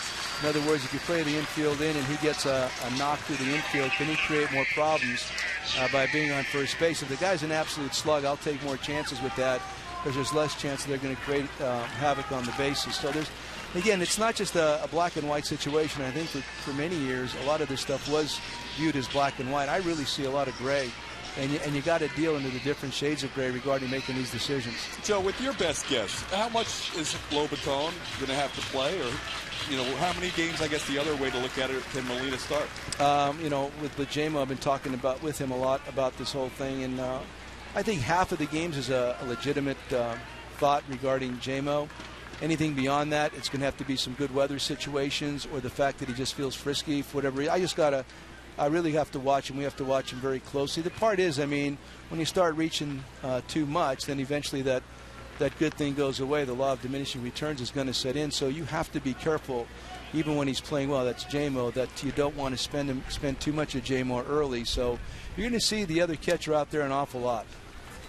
Desmond Jennings up here takes a breaking ball down and away. 1 ball, no strikes. Well, the Rays have put 3 on the board here to take a 5-1 lead. This is one of my best stints as doing this with 3 points on the board. Yeah, I don't think I've ever had a 3-run inning before in the history over here. Yeah, I'm thinking about submitting this one for some kind of an award. We'll go for the Andy in honor of BA. Yeah, that's it. I'm trying to win an Andy today. Yeah, we're trying to find Andy today. You know what? It's so disappointing because we really enjoy having him around. I had a great talk about shaving one's head the other day. Heads up. Down to short. Siriaco with a nice pickup in the throw. And so Jennings is out number 2. Joe, you've had a little running conversation going with the plate umpire Field and Culbreth about that first and third situation. Yeah, it's a really confusing rule, and the spirit of the block rule in general is that you do not deceive the base runner. I didn't think Ollendorf was making any kind of move towards third base at all. I thought he could pitch from where his foot was landing, and so we had that conversation back and forth, and Fielden was describing to me the distance and direction version of the rule, which you hear a lot about, but there's a lot more to it than that, I believe. I believe there has to be a more distinct movement towards third base. Otherwise, if that's he probably learned, well, he wasn't around long enough, but what's his name, Wakefield did that really, really good. Jack McDowell was the best that I saw several years ago, where he would step that way, but would confuse people. For us as a base running team, a team that likes to do things, to have vague discrepancies within that kind of stuff, it really hurts us because we have to know what we're reading out there. Even the first move where Zobrist got picked off, if you look at that one again, I thought he may have turned in his front shoulder a bit before he went to first base. And again, you're at the mercy of how well an umpire sees things also. Everybody sees it differently. They can sit down and review video and talk about this as much as they want, but at the end of the day, it's how well somebody sees something before they could make that determination. So we're going to take a look at the Zobrist pickoff too. You thought this was... Look at his front left shoulder. If it turns in before he goes to first base. I kind of thought I saw that. If I didn't, then I'm entirely wrong. Pretty close. Yeah, and that would be a move toward the plate. Exactly. What you're trying to do, it's the guy, the pitcher that breaks his front knee first and then or turns in with his front shoulder. It's really the guys that do it very quickly. What did Ollendorf went to Princeton, right? Yeah, he did. He probably worked on that in class at some point. Yeah, he only missed one. We found out he only missed one question on the math part of the SAT. Well, it's cut from my cloth, I'll tell you that. But you're looking at plays like that. That's what everybody's going to try to get away with. And I don't blame them, man. If you're going to play against a team that runs a lot, why not try to cheat? Well, and that's a great thing about following Rays baseball because of you and the organization. If you can figure an angle to work to your advantage, you're certainly going to do it strategically or otherwise, and that really makes the game even more fun. Well, we do. I mean, right now you guys have heard me talk about it this entire spring. And again, I talked to the boys this morning about them and have a full team meeting in a couple of days. There's such a fine line between winning and losing here. Watch the NFL, watch the NBA games, and I watch the Final Four. You're always looking for somewhat of an edge, and as everybody else gets better, that edge becomes even finer. And so you're always looking for that next little epiphany that's going to permit you to get beyond something. And for us, we're always trying to do that, and we have to be that group. And so we are. I mean, when I see things like that, I will have discussions with umpires. Occasionally, you're going to have to get kicked out for it, too. But I prefer having that kind of discussion away from the moment, the emotion of the moment. And I'm hoping, you're always hoping that, as they study it as a group and as the supervisors, et cetera, come through, that they all get that nailed down. So you're just looking for consistency from the entire group. Yeah. Michael Bowden is the new pitcher for the Red Sox now. Luke Scott up here. It's been a 3-run inning. And Bowden has had a good spring for the Red Sox. The Rays here with Sean Rodriguez at second, 2 gone. And they have built a 5-1 lead.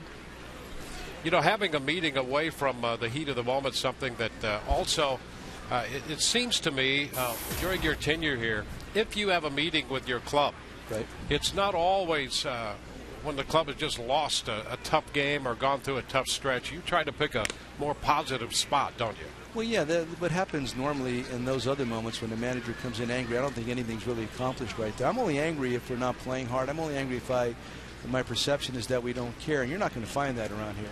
So if I'm going to get upset, it's got to be for a good reason. When they're not going good, they need your support, not your anger.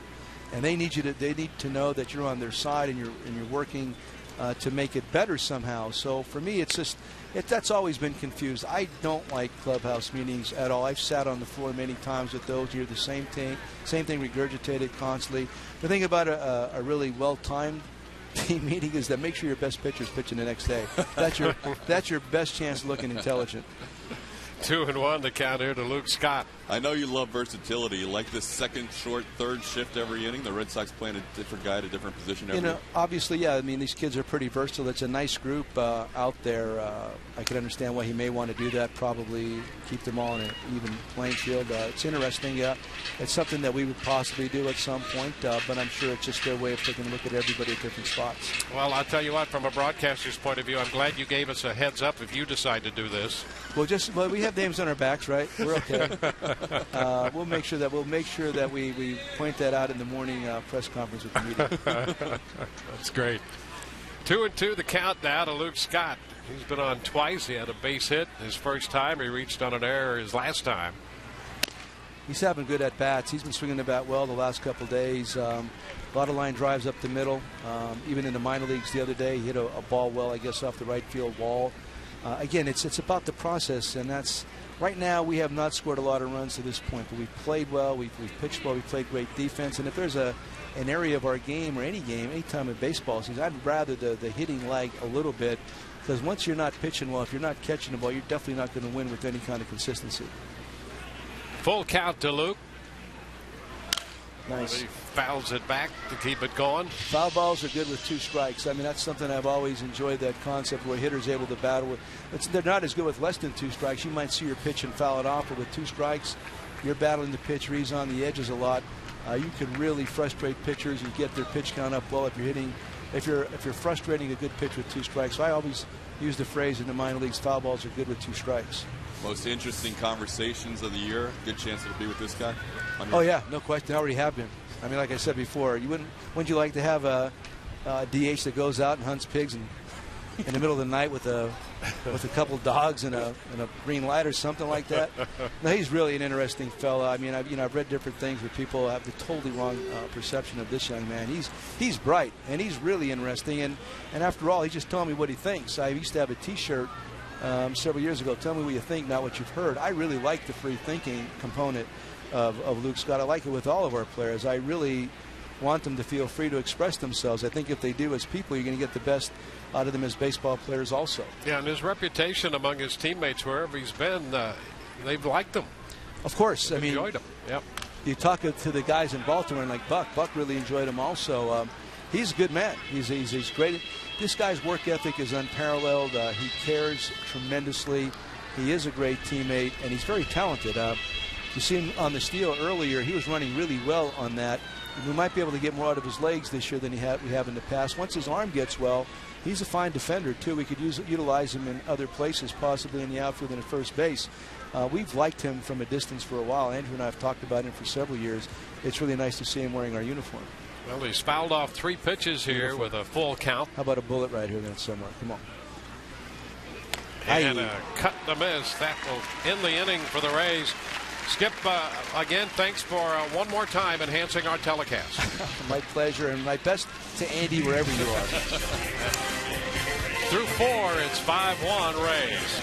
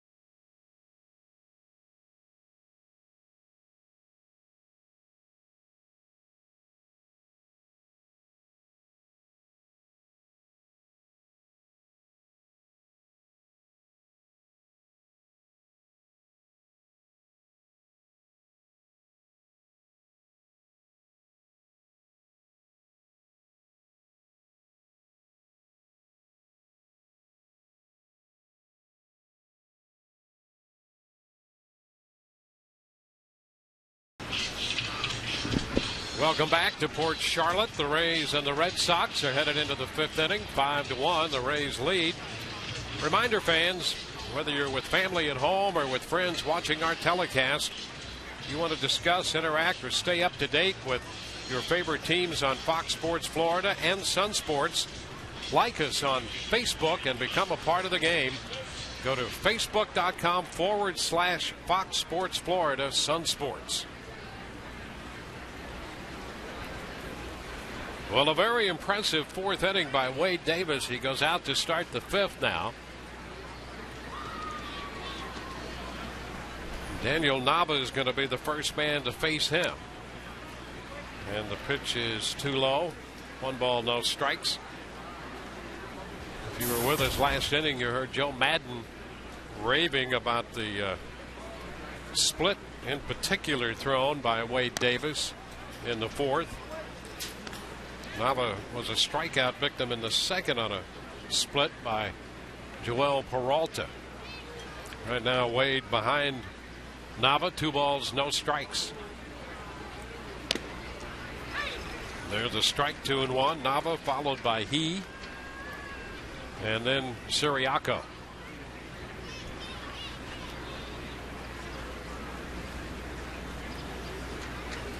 Wade, the 4th Rays pitcher of the day. Count goes to 2-2 on a foul ball, a fastball fouled away.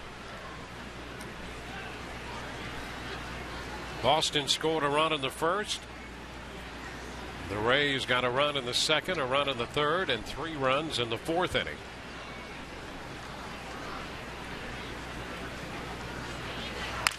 And a liner, base hit. Fastball sent right back through the middle. And Nava is aboard.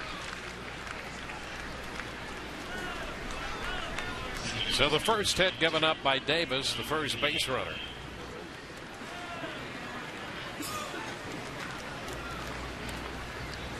And here is Jonathan He. He's played all over the infield today. Started the game at 3rd.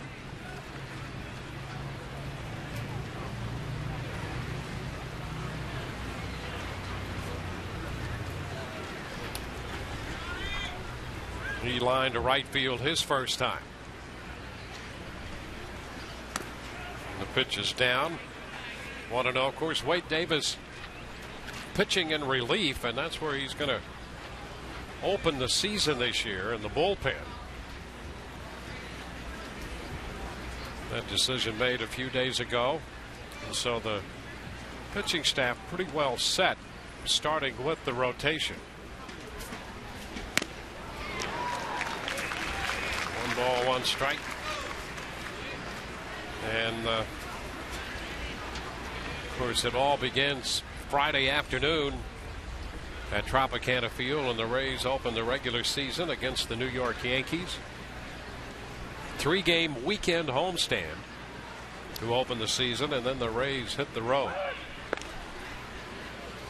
And Nava's back in at first. James Shields is going to get the opening day nod. And the rotation breaks down with David Price, number 2, and Hellickson in the 3rd spot. Matt Moore 4th, and then Jeff Neiman winning the 5th spot in the rotation. Which just missed, staying inside. 2-1. And Neiman, who was originally scheduled to start this game, not pitching because of a blister on the middle finger of his pitching hand.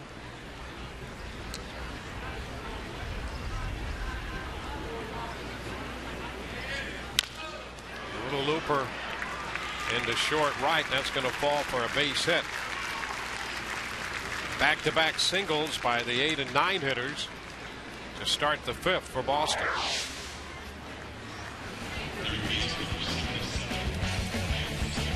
If the Rays use their rotation as it would normally be set up,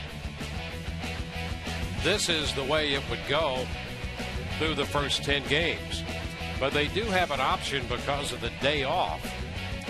They could skip Neiman in Detroit and bring Shields back in that game and move everybody up and insert Neiman later. That's a possibility, but if they stayed true to the rotation, this is what it would look like right now.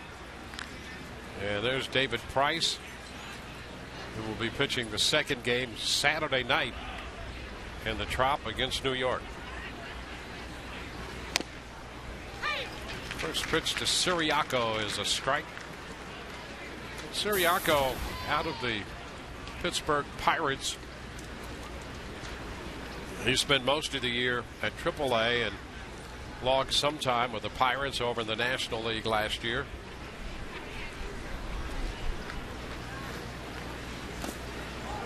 We saw his speed in the first inning when he scored from second on the bunt by Spears. And he's studying the signs flashed by Jerry Royster.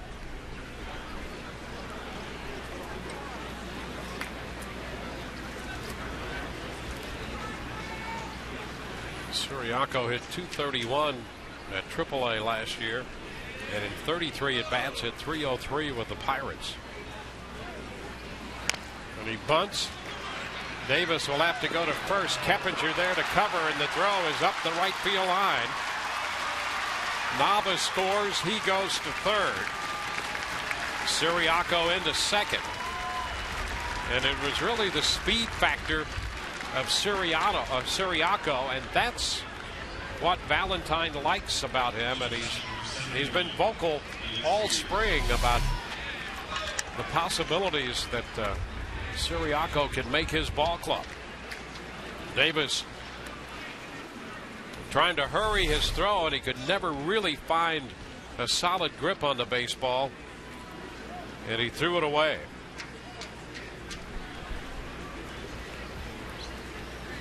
So Siriaco put down the bunt, a sacrifice and an error.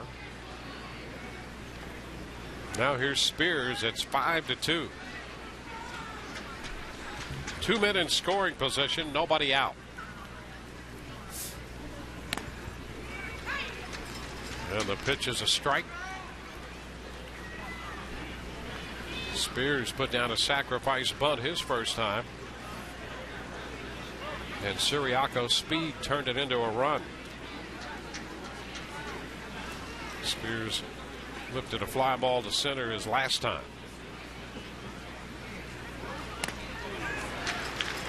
0-2. Pitch up, but Spears was out in front.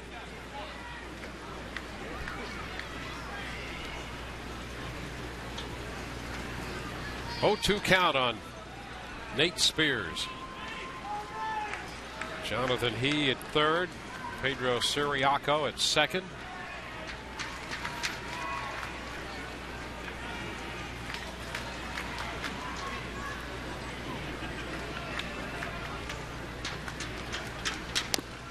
And a cut and a miss. The ball running in, cutting in on Spears, and he's out on strikes. Big strikeout right there in front of McDonald for the first out. You can see the pitch cut in on him as he swung over it. Now here's McDonald. He is 2 for 2, 2 of the 5 hits. And a roller foul up the right side.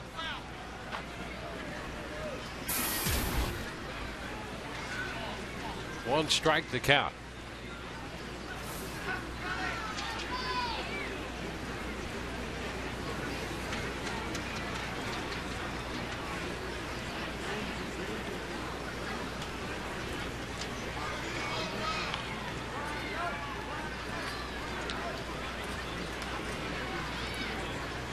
Well, this is Brandon Jacobs up here now, and he fouls it back, hitting in the place of McDonald. So we start to see some of the minor leaguers enter the game for Boston.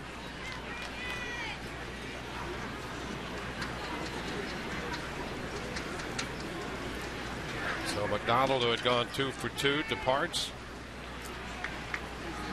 And Jacobs behind in the count, 2 strikes.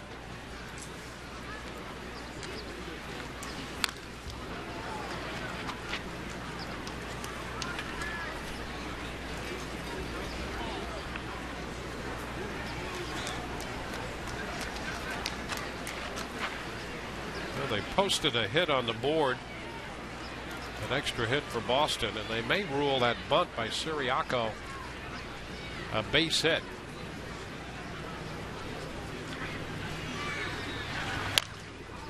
And a foul ball holds the count at 2 strikes.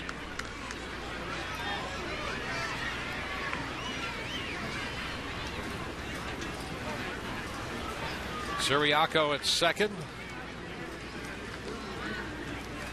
He is the runner over at third.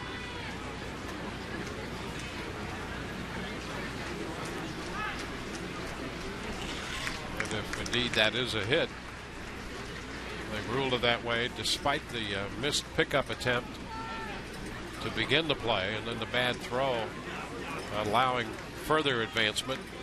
So there's at least one error on the play.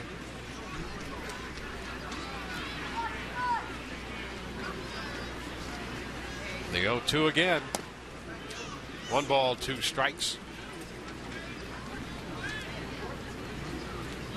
Wade Davis had a quick 4th inning, a 1-2-3 inning. 14 pitches in the 4th. And the 5th is turning out to be a little more extended.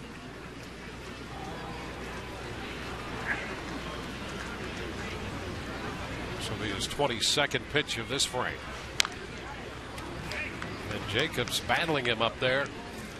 Fouls another one away. Jacobs got down 2 strikes and fouled off 3 pitches before he took a pitch for a ball, and then fouled off his last pitch.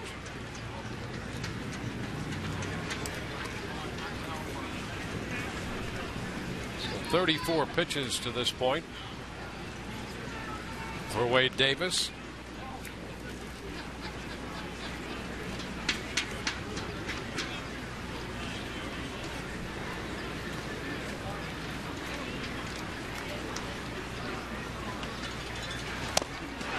Cut and a miss. That looked like a pretty good splitter right there to strike him out.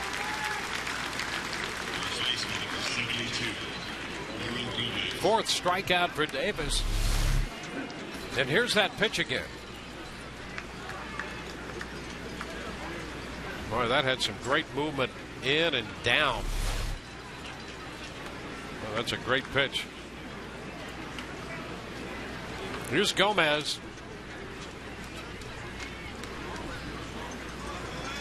Gomez 0 for 2. And he takes a big cut, as he generally does. He likes that fastball up and will chase a pitch high out of the strike zone. That's how Farnsworth got him in the first inning, with some heat up.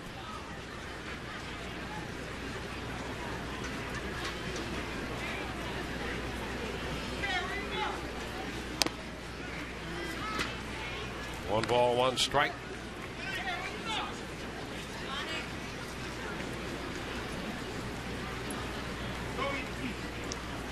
Gomez out pitcher first his last time. 27 years old, out of the Dominican Republic.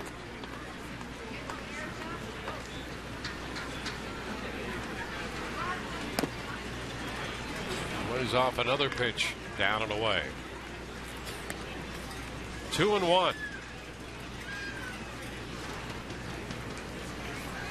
Gomez in his first big league camp this spring with Boston. He had been in the Texas Rangers system, spent some time in the Atlanta organization, and now here in Boston.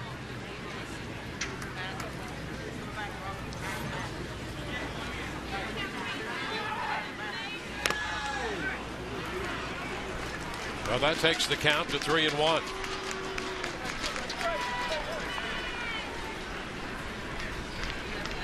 Wade gave up a leadoff single to Nava. He has scored the run.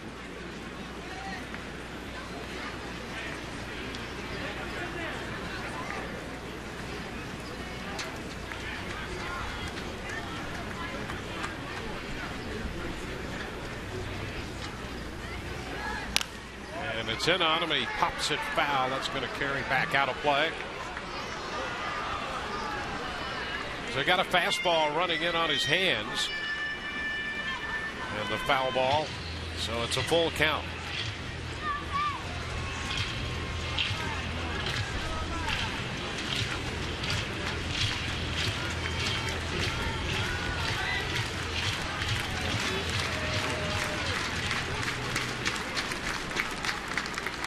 Right now, if Davis can get this guy, the run would be unearned if he can limit the damage to 1. And a looper into right. That's going to fall. Base hit. He scores. Siriaco scores. It's a 3-run inning and a 1-run ball game now, 5-4.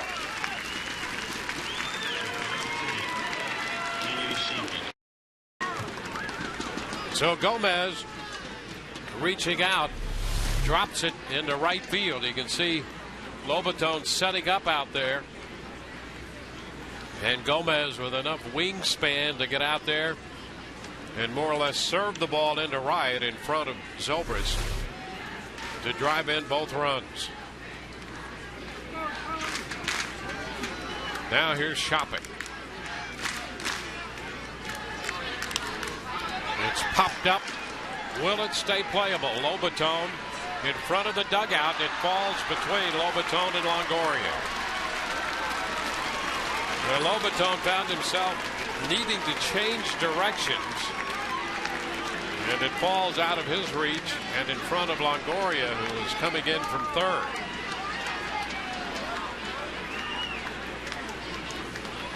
It's a difficult play, but you'd like to get it out here.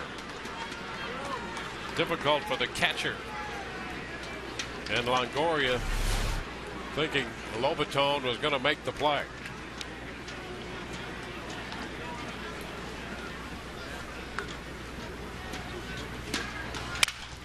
Little roller to second.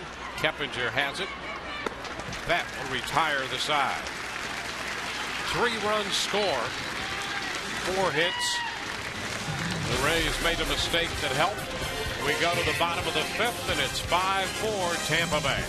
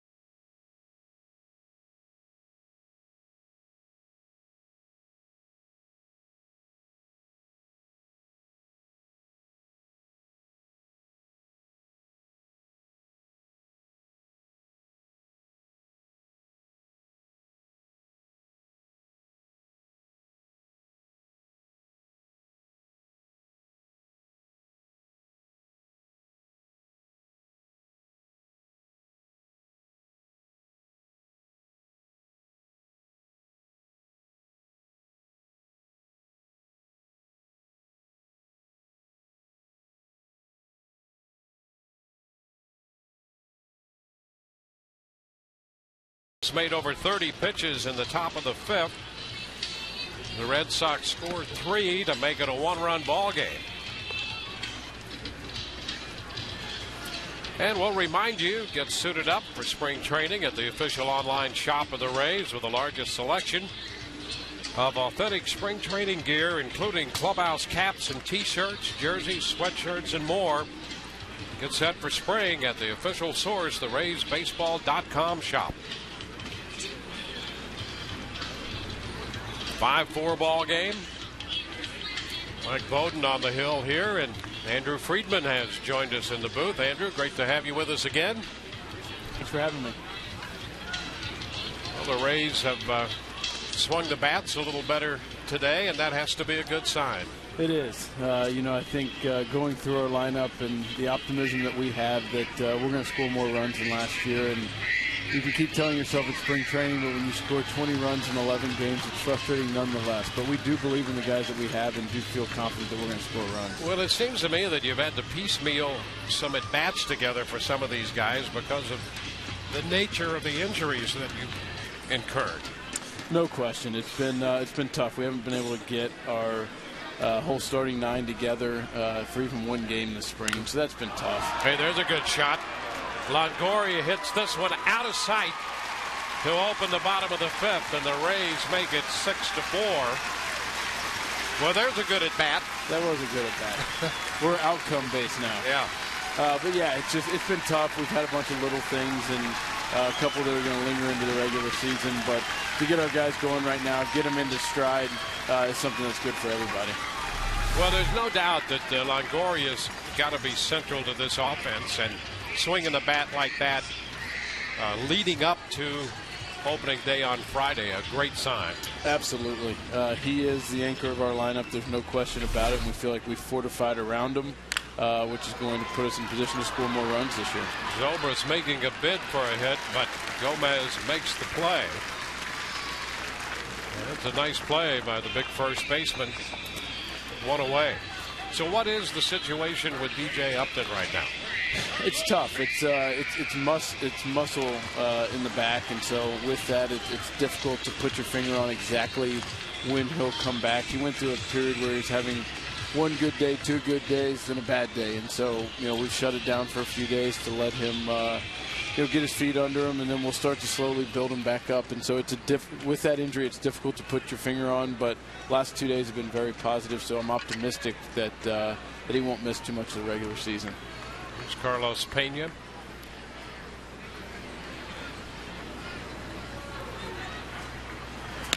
A big cut by Carlos, strike one. Well, the fact that you have the versatility you do, you don't want to be without Upton long, but you may be able to weather the storm because of the versatility. Yeah, we definitely have versatility, which helps, but I think, I don't think we have as much position player depth as I would like. We have a lot on the pitching side, and, but for the most part, pitchers get hurt more often than position players, but, this spring's been just the opposite. We've had 4 or 5 guys that we had some questions about and some concerns, and now 3 that'll most likely start the year on the DL with Fold, Chirinos, and Upton, but So that's testing our depth right out of the gate. Yeah, and I wanted to mention Full because he's a guy that, excuse me, is not going to start, but he's a valuable guy when it comes to depth. And it would appear, from what I hear, I mean, if you get him back this year, is that a possibility? He's hoping, I think. Yeah, he definitely fits us well. It is a big loss and something that we're trying to figure out the best way to construct our roster without him, because he fits us so well. The contact skills, the defense, and so not only just as a bat off the bench, but also if one of our right-handed outfielders needs a day off, he's a great guy to pop in there. And so. Yeah, I mean, he's going to see the doctor Monday, and so we'll know more then. So it's hard to speculate, but it's most likely going to be months. Yeah. 3-1 to count to Carlos Pena. You had to feel good about the home run he hit. Absolutely. It's good to see him get going. A big cut there. And so Pena is out of there. Matt Joyce will be the hitter. Well, they say that, if you're going to contend, and this club has all the markings of that and more, and Joe Madden has embraced the idea that the expectations are higher. It's really how you finish the spring as opposed to how the entire spring has gone. Yeah, I mean, we talk about it a lot. There's just, you want to win games. All these guys are extremely competitive, so no matter what they're doing, whether they're playing ping pong or baseball, they want to win. But the most important thing in spring is to get healthy, get your reps in, and get ready for the regular season. And so we haven't won as many games as we'd like, but our players are ready to go opening day, and that's the most important thing. There's so little correlation between spring success and regular season, but we feel like we're ready to go. We're catching the ball well, we're pitching well, and so that's obviously the hallmark of our roster. Is it as easy for the executive vice president of baseball operations to embrace the heightened expectations as it apparently is for the manager? Yeah, we actually talked about it a lot this offseason. I tell you that the other time we had this level of expectation was probably in 2009, and so we're hoping for a different outcome than we had in 2009, but it's a good thing. All of us in this, the front office, the field staff, the players, worked so hard to get to this point that it's a good thing. It's a good thing that people think that we're going to be a really good team, and the only way I'd be concerned about it is if we had a group of guys that would get complacent, that would just roll the bats and balls out there and think that they've got it figured out. But that's not in our DNA. It's not who these guys are, and so because of that, I think embracing is absolutely the right way to go, and it's a compliment. Yeah, and I think with the makeup of the guys that you've put together on this club and developed, but just the fact that they play in the American League East would make it difficult to be complacent, I would think. No question. In my humble opinion, it's the toughest division in all of professional sports. Full count. And a cut and a miss. Joyce is out on strikes. Andrew, we appreciate you dropping by. Absolutely. Thanks for having me. And we'll look forward to Friday afternoon. It'll be fun. 6 days and counting. You got it. Andrew Friedman with us. Ray's going to run back on the home run by Evan Longoria. We are through 5. It's 6-4 Tampa Bay.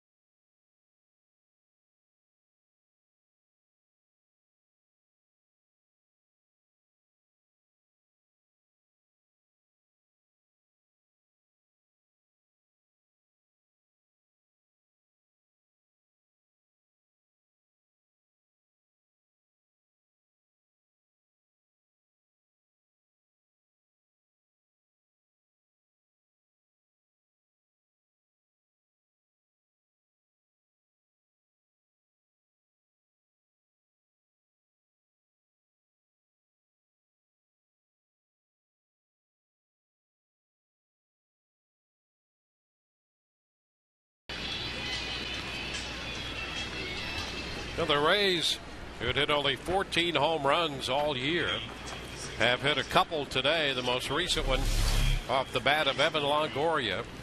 Evan opened the bottom of the 5th with his 3rd home run of the spring, and it was a no-doubter. We go to the 6th inning. Jason Repko leads off for Boston. Wade Davis out there to start his 3rd inning of work. And a breaking ball that Repko ducking, and it broke over for a strike. Repko is lined to center and is grounded to the shortstop. He has speed and is going to bunt that one. Got the bat back, however, and the count goes to a ball and a strike.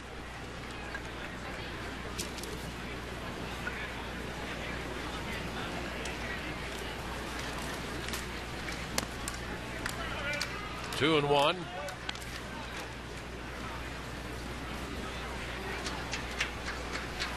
Rays have 6 runs, 8 hits. Boston 4 runs, 6 hits. And that will square the count at 2-2.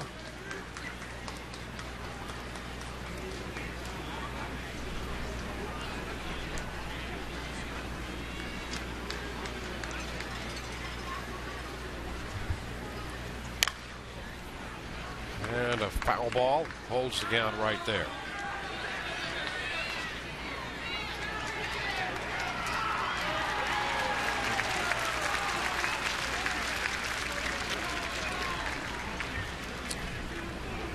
Boston scored 3 runs in the 3rd on 3 hits, and that bunt by Siriaco resulted in a double error.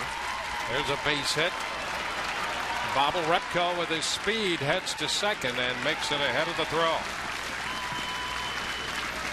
So just like that, the Red Sox have a scoring opportunity.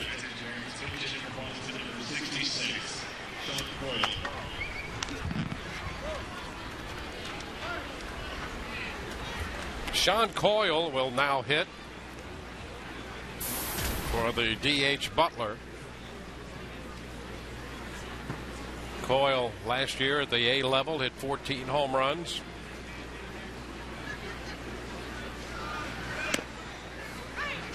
And the pitch is in there, a strike. Breaking pitch to start him.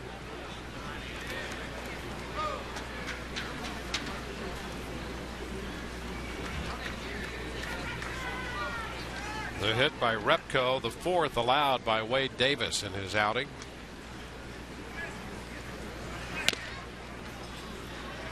One and one. Kyle Farnsworth started, pitched 1 inning, gave up a run on 2 hits. Peralta followed with a perfect inning, 2 strikeouts. Badenhop, a scoreless inning. And now Wade Davis working inning number 3.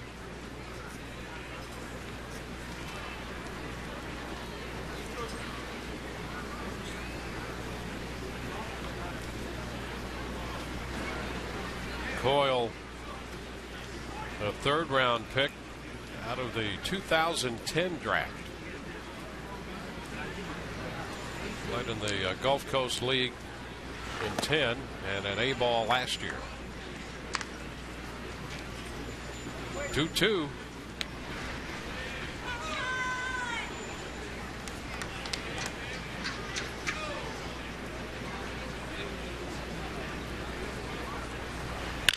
Ground ball headed to short. Rodriguez with the pickup and the throw. Pena takes care of that. Repko goes to 3rd, and we'll go to Todd Callis. Hey, Dwayne, we've got these T-shirts here. Let me get my cord straight here. We got these T-shirts that are going to be sold to the public. $15.99. Great cause. Fortune favors the bald. It's a takeoff on Joe Madden's phrase, "Fortune favors the bold." Benefits All Children's Hospital, Moffitt Cancer Center, Pediatric Cancer Foundation.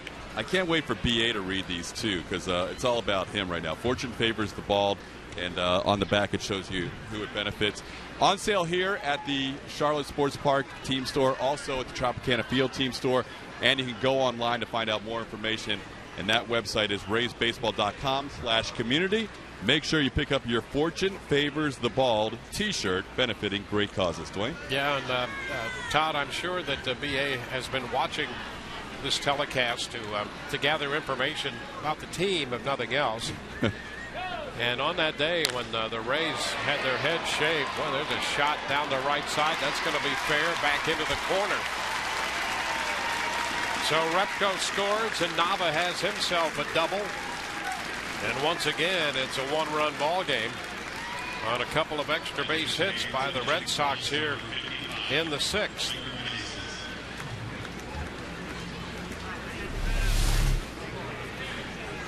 Nava takes this pitch out over the plate and stayed up. I think he tried to throw him a split that hovered up. And Nava hit it into the right field corner. So it's a 6-5 game now. And here's Hiker Meneses back to second. Meneses hitting for the first time in this game.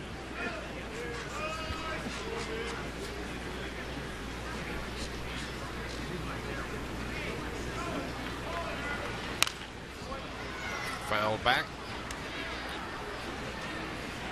So Wade, after a very good 4th, touched for 3 runs. There were a couple of errors in that 5th inning, but 3 hits. And now 2 hits and a run here in the 6th.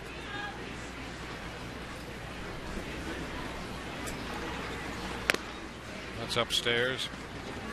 And when Wade runs into trouble, and Todd, we have seen this from him in the past, when he runs into trouble, it generally is command issues. 2-2 the count.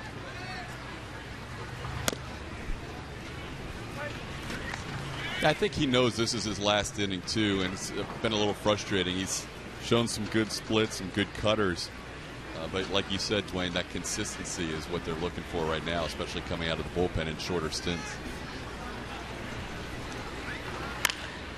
By the mound to second. Keppinger takes it to first, and Nava advances over to third. You know, we're talking about BA, and the day the Rays shaved their heads for that great cause in support of research for pediatric cancer. And I think it was Joe Madden who said that had BA been here, he would have thought that it would have been done in his honor.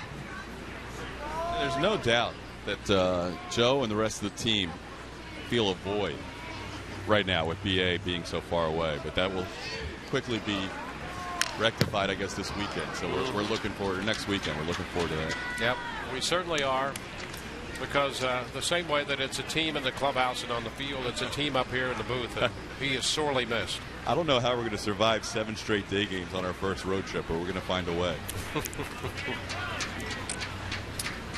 Yeah, we'll find another way.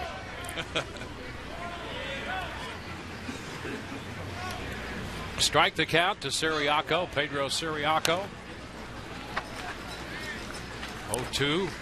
I want to see your scorebook. How do you advance runners when any of these infielders move a runner along? They shift a position every inning. I know, it's pretty funny. It's you're not sure if you can even refer to them as a third baseman or a shortstop. It is a roaming infielder.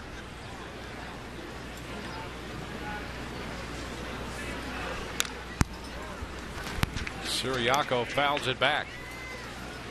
But in the couple times that we have seen Siriaco, you can see why Bobby Valentine likes him.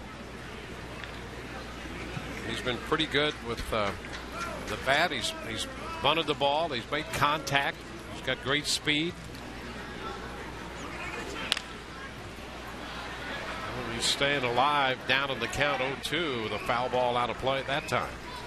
I think when you look at Siriaco, one of the main reasons why maybe he was up and down a little bit the last couple of years is that consistency defensively. We saw him make an error on that play where they had the shift on a possible double play ground ball. He can make the spectacular play. Sometimes it's the plays that you need to make on a regular basis that have kept him from getting more Major League time.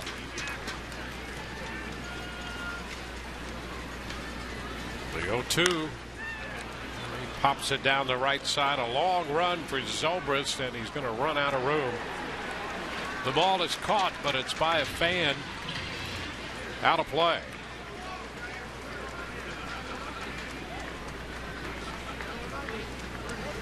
I go interview that fan. No one could do it better.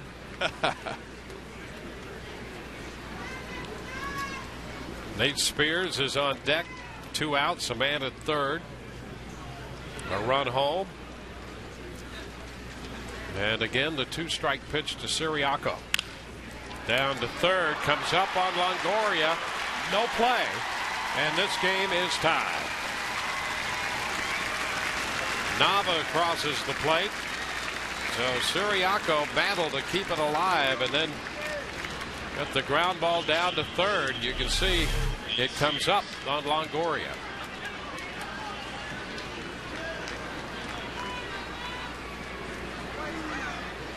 Well, the Rays have had defensive difficulties.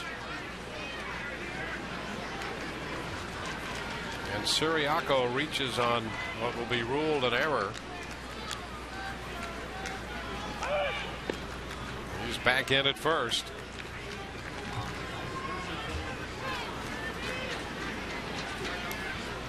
So a couple errors in the 5th, a couple more here in the 7th. Here's Spears.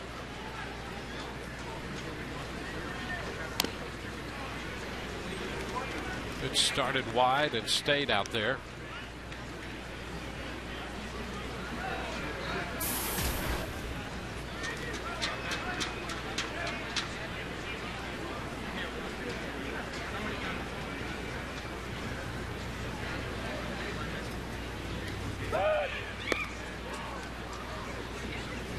Spears back in, or Siriaco's back in. It's a 1-0 count to Spears. Dwayne, this Nate Spears, very interesting. Local kid, went to Charlotte High School here, the Fighting Tarpons. Really had to battle at every step of the way, and here he is in the final week of spring training, and he's got a shot. Mm-hmm. He's had a very good spring. 2-1. Came into this game hitting .325 for the spring. He played a little bit last year, got in 3 games. The 3rd game he played in the big leagues was at Tropicana Field. So his dad and mom were up from Port Charlotte. His grandparents were there. His 3 brothers were all there. So he had the dream already of being in the big leagues, but he'd like to get on the opening year roster if possible. And this one gets through Lobotone.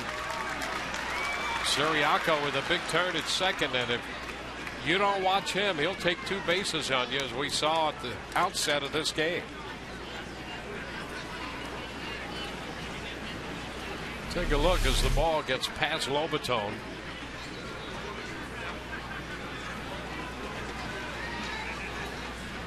Lobotone and his mitt turned around a bit on that one.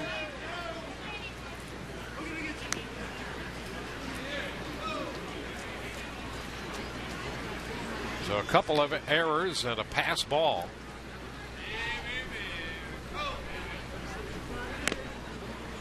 And that's a strike.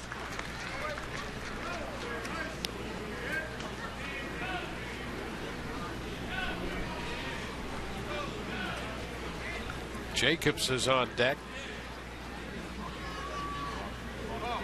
And Spears looking for his first hit. 0 for 2 on the day with a sacrifice. Pops it up left side.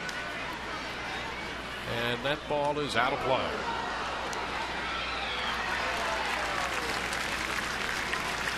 So full count.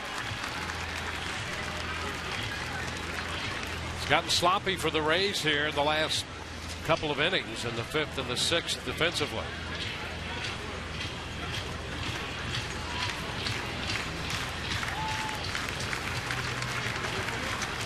Wade, his last time out, pitched into the 5th inning. 4 2/3. He pitched 5 innings the time out before that. And that's inside for ball 4. So he gives up the walk, and the inning continues. And throughout the afternoon, the Rays pitching allowing just the first walk. There was a hit batter in the first when Farnsworth hit Shopping. And that's the first walk given up by Rays pitching. But 4 errors and a pass ball. And the Red Sox have taken advantage. Brandon Jacobs takes the pitch in for a strike.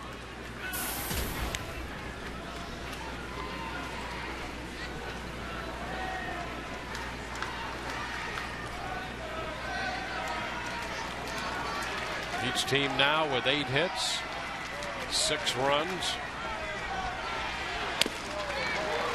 0-2.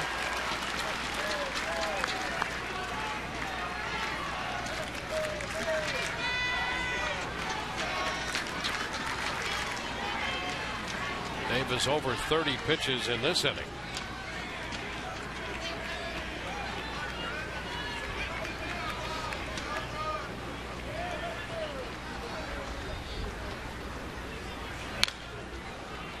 Back into the screen, foul.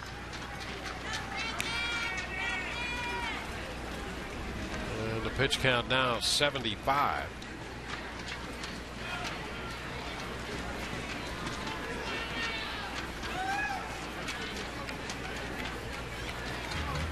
We're in the top half of inning 6.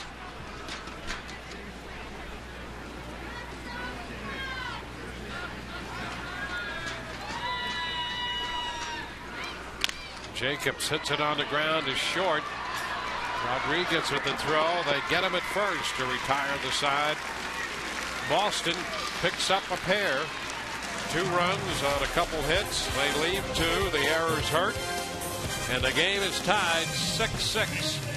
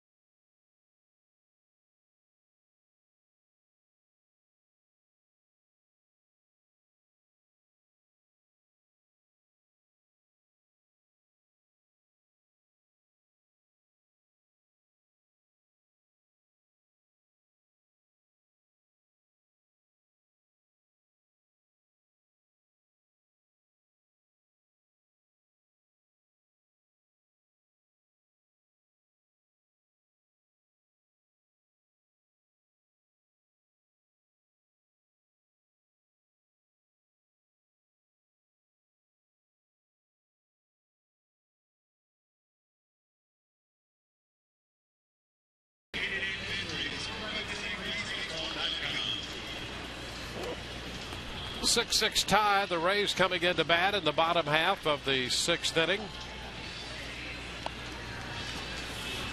We welcome our armed forces serving in 175 countries and territories. Watching this game on AFN, the American Forces Network. We hope you enjoy the broadcast. And we thank you for all the good work you are doing.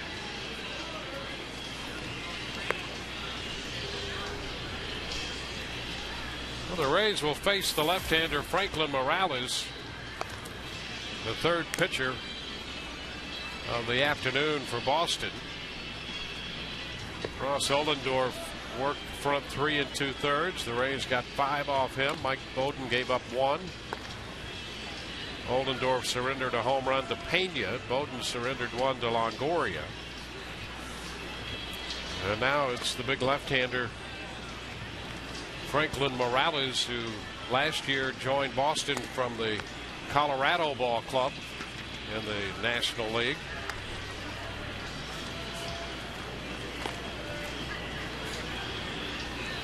Meanwhile, Meneses stays in the game. He's at second base right now. Spears is at shortstop. And Siriaco is playing 3rd base. Of course, those infielders have been shifting around all day.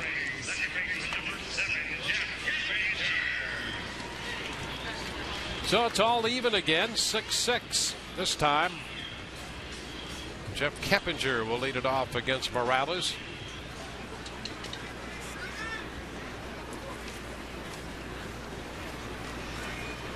Morales last worked 4 days ago when he pitched 1 scoreless inning, gave up 1 hit against the Rays. And he throws a first pitch strike to Keppinger.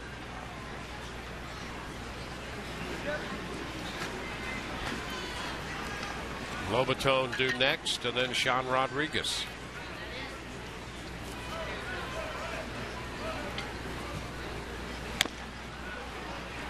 0-2.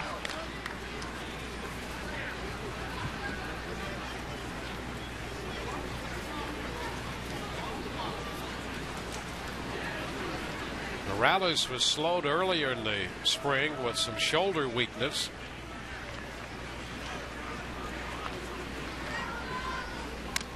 Pitch is high, 1-1.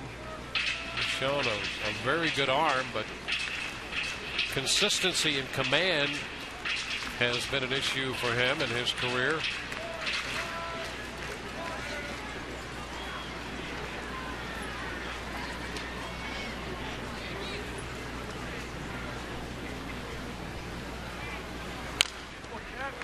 Back into the screen. Morales, 26 years old, out of Venezuela.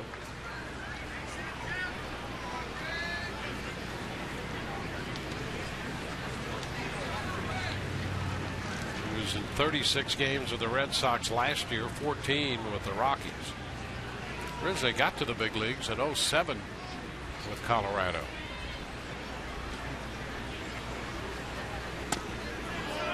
And the pitch breaks down. Big breaking ball there, but low out of the strike zone. 2-2.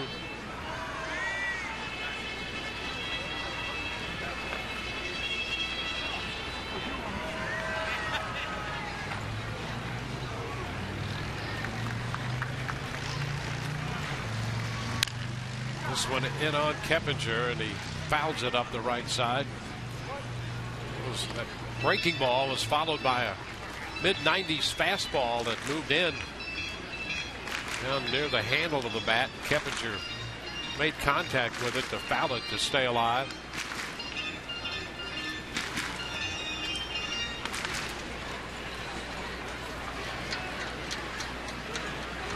Keppinger is one of those guys, because of his ability to make contact and extend at bats and run deep counts, looking for a pitcher to make a mistake. He misses that one. He went out of the strike zone there and is out on strikes. That's an unusual occurrence. What Keppinger does with his club is give the Rays even more depth and versatility in the battle for those infield spots. You know, Brignac has had the bad foot, and so Sean Rodriguez and Brignac, who started the spring in a battle for the shortstop spot, but suddenly Johnson has a chance maybe to make this team. Todd? Yeah, I think the versatility we talked about earlier, Dwayne, factors in for Elliott as well. Not only can he play the middle infield, but we've seen him in center field recently, and he's a guy that can play all over as well. So Elliott looks like he's going to be on the team. And the other infielders that you saw there on the graphic, assuming Reed Brignac's healthy, which it appears he is, they should all be on the team. So it's going to be the versatility. There's Reed right there, back in the lineup, and basically battling through that injury. It's not an injury that's going to get worse right now, but it's something he's going to have to deal with some pain during the season. Yeah, that's something that to get it taken care of is going to take some time, and it's not necessarily debilitating in the point of costing you playing time. Lobatone down to third. Siriaco makes the throw across. But it has to do with pain tolerance, and when it gets to a point where he can play, and that's really where he is right now. It's about what it is, the injury, and Reed is playing through the discomfort.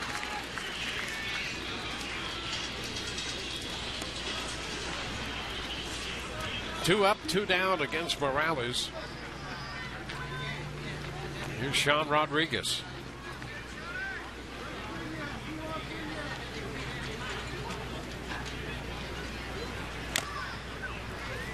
Strike one.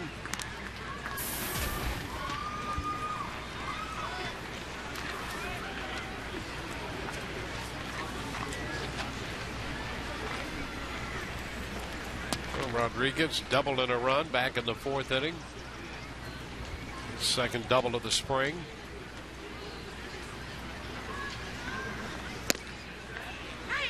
It's in around the knees, 0-2. And as the spring started, it was the battle between Sean Rodriguez and Reed Brignac for playing time at shortstop.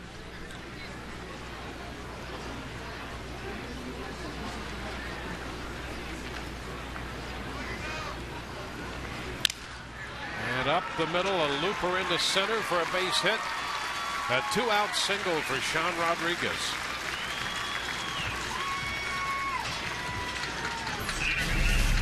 Well, here's how the spring has gone for the shortstop battle. Todd Brignac has swung the bat a little better. His numbers have been better this spring. And the Rays would like to see him less pronounced with that uppercut. They don't necessarily want to turn him into just a guy who punches the ball because he can hit, but they do want him to be a little more controlled and take some of the uppercut out of that swing. Agreed. I don't think you'll ever have to worry about Reed just being a guy that punches the ball. He's got that DNA, Dwayne, that he likes to swing as hard as he can. But you're right. It's nice to see that average on the plus side at 300. That's beyond what the Rays would even hope for during the regular season, obviously. His defense is so good. We saw him the other day in Clearwater on a play with the shift on where he just made an outstanding turn of a double play to start it with Ty Wigginton at the plate. So he's a guy, if you can get him out in the field, if he's healthy and he can give you a little bit of production at the plate, man, he can make a difference for you. Yeah, and Sean Rodriguez is going to help you because he can play everywhere, and he could play shortstop. Now a move to first. Rodriguez breaking a little early, and he is tagged out. Meneses taking the throw from Gomez. That's a caught stealing. It goes 1-3-4. And the Rays are out here in the 6th without a run. We go to the 7th. We're tied 6-6.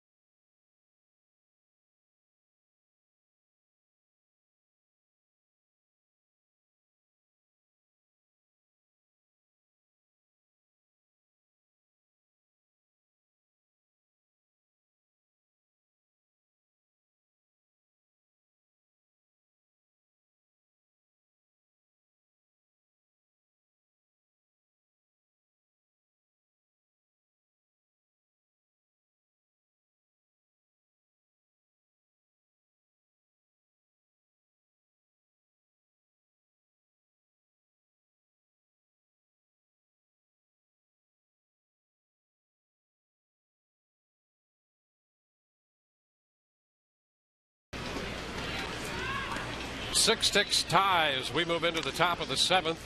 Fox Saturday Baseball returns April 7th with some of the sport's biggest names on their new teams. Albert Pujols and the Angels, Prince Fielder and the Tigers, plus the defending World Series champion Cardinals headline the debut of Fox Saturday Baseball April 7th at 3:30 p.m. Eastern, 12:30 p.m. Pacific.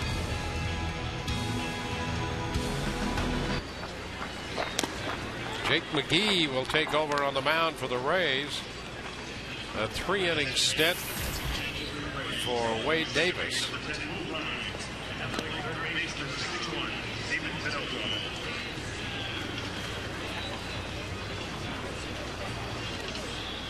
3 innings, 5 runs charged to Davis on 5 hits, a walk, and 4 strikeouts.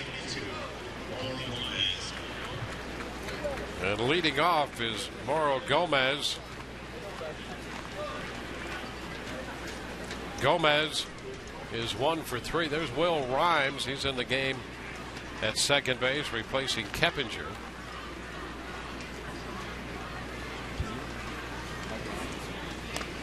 A big cut and a miss by Gomez, and he doesn't take any kind of cut other than a big one.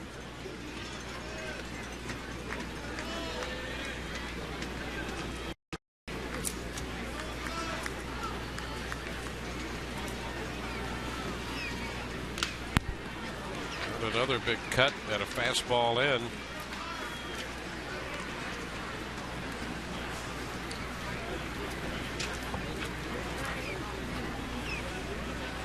And a new third baseman for the Rays as well here in the 7th inning, Steven Tinoco. An infielder, also plays the outfield out of California. So Tinoco is at third. And strike 3 call to Gomez. So Jake McGee strikes out the first man he faces. And that will get Kelly Shoppach to the plate.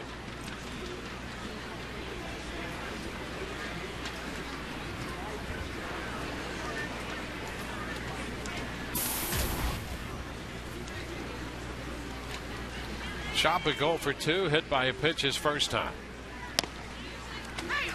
That's a strike.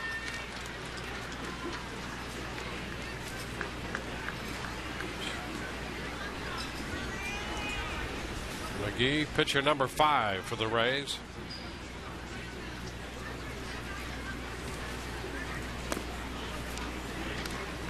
One and one. Jake worked an inning against the Pirates yesterday. Picked up a strikeout. Gave up a hit and a walk. No runs.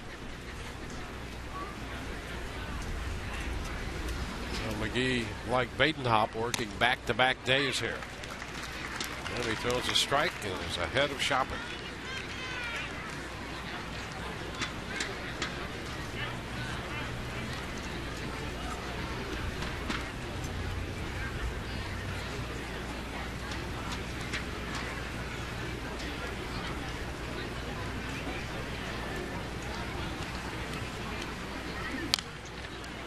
Back into the screen, foul.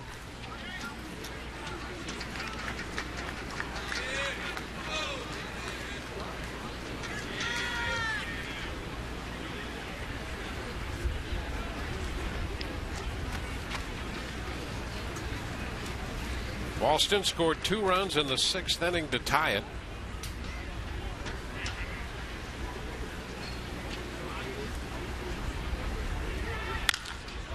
Shoppach gets a fly ball to deep center field here in the 7th, and it's going to be over the head of Jennings, and a 2-base hit.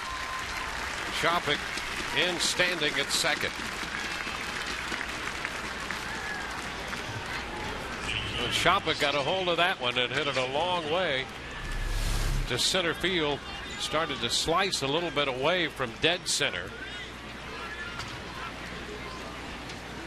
And just over the outreached mitt of Jennings.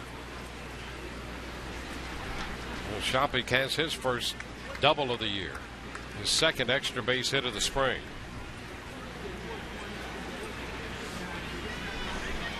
And he carries with him the potential go-ahead run in the 7th inning as Jason Repko steps in. Repko had a base hit, reached on a single in the 6th inning, and advanced to second on the error charged to Joyce. 1 strike the count.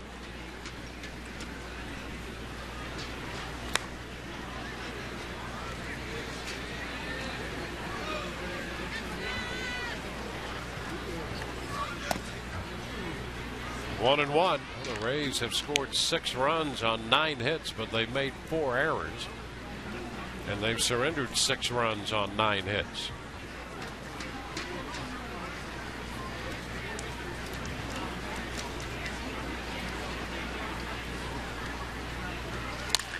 Ground ball right side.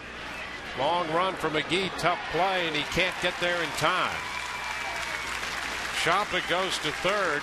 Pena had to range far to his right to come up with that one. And by the time McGee got over there and the throw could get there, Repko, who can run, beats it out. This is perfectly placed for Repko, even though Pena was shaded that way and got over there.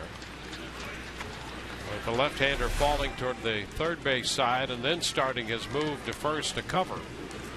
No chance to get the speedy Repko. You know, it is nice, Dwayne, to see that sign again of Carlos Pena over there. His range, and he plays so far off the bag, too, because he's so confident in his ability to get back. That it's fun to see how much he can really cut off on the right side of the infield, and it's something the Rays fans got used to for a few years, and great to have 23 back over there. Yeah, sure is. Because the Rays, and if you analyze last year, the Rays won a lot of games on defense, and he makes the defense even better. 1 strike to count to Sean Coyle. Pitch missed, so it's 1-0. 1 ball, no strikes.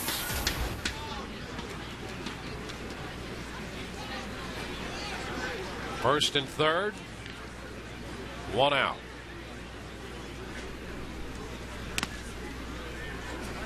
Two and nothing.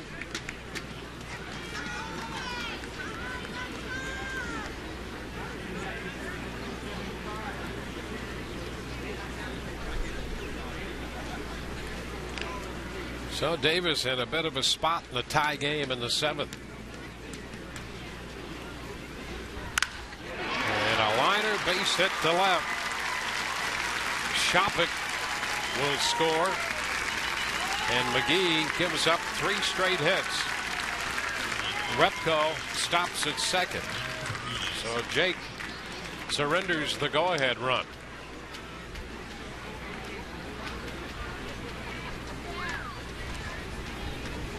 Sean Coyle picks up his first hit since entering the game in the 6th. And the Red Sox take a 1-run lead. McGee touched for the double by Shopik, a single by Repko, and the RBI single by Coyle.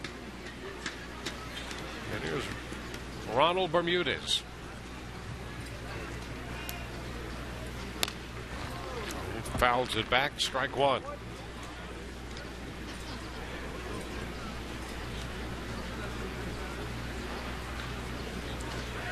Bermudez getting his first at bat.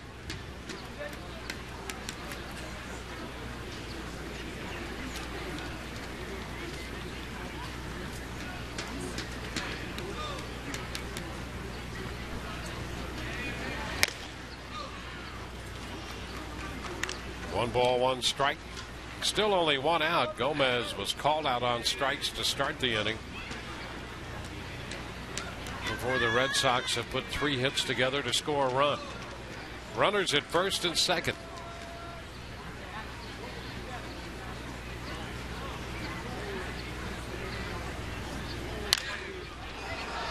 It's out of play.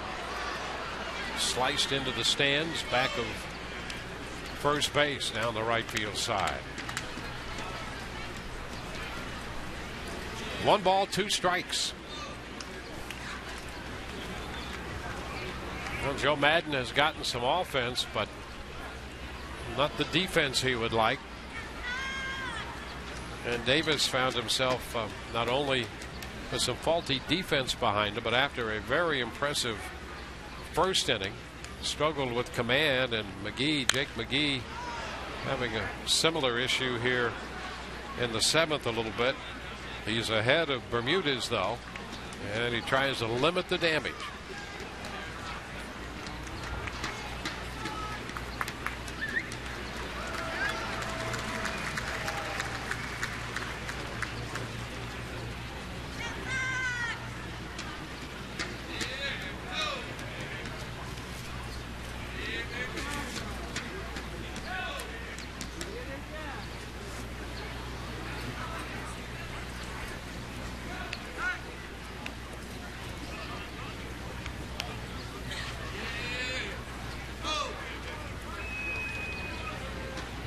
Bermudez out of Venezuela.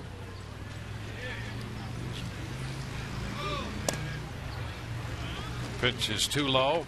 2 balls, 2 strikes.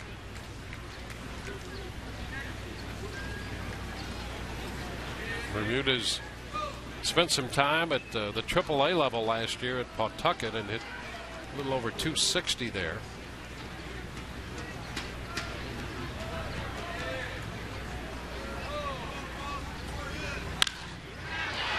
Hits it towards center. Desmond Jennings back to make the catch. Repko tags and advances to third after the grab. Boyle hangs on at first. So the Red Sox now with men on the corners at first and third and 2 outs. And Joe Madden heads to the mound. Meneses, the second baseman, is due up. And so Jake McGee, who worked yesterday and comes back today, will depart. The Rays will make a pitching change, and we'll be back with the new hurler in a moment.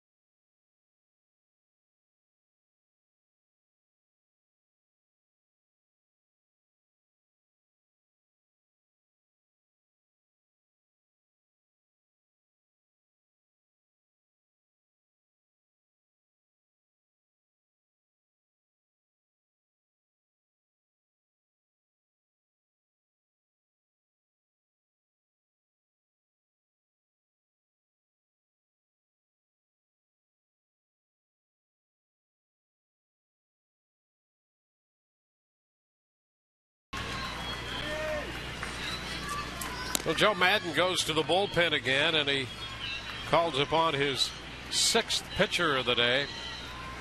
And it's the right-hander, Johnny Nunez. So McGee up around 20 pitches, and Nunez coming off last year's AAA season with a 4-4 and a 475 earned run mark.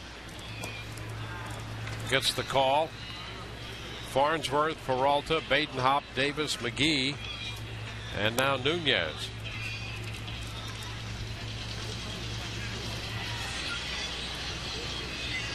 One run charge to Farnsworth, 5 to Davis, and so far 1 run charge to McGee. He leaves with 2 men on. And Nunez, who started his career in the Dodgers system, got to the major leagues briefly with the White Sox for a handful of relief appearances in 2009, got into 7 games.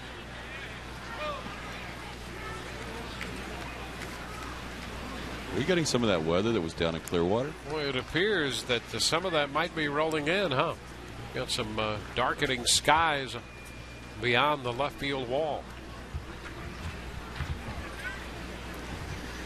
Well, with 2 outs and 2 men on, let's see what happens here with Nunez facing Meneses.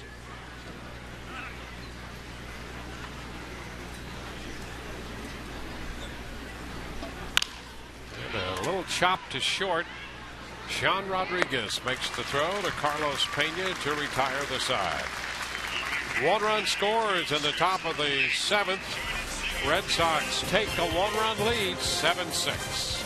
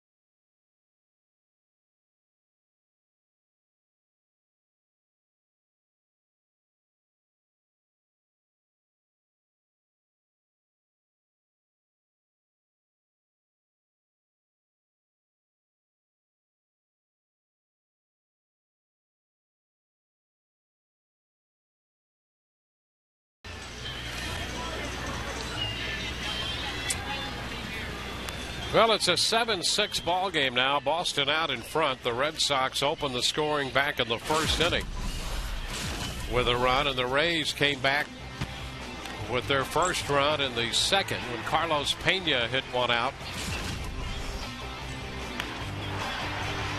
Jose Lobaton doubled in two in a 3-run fourth inning.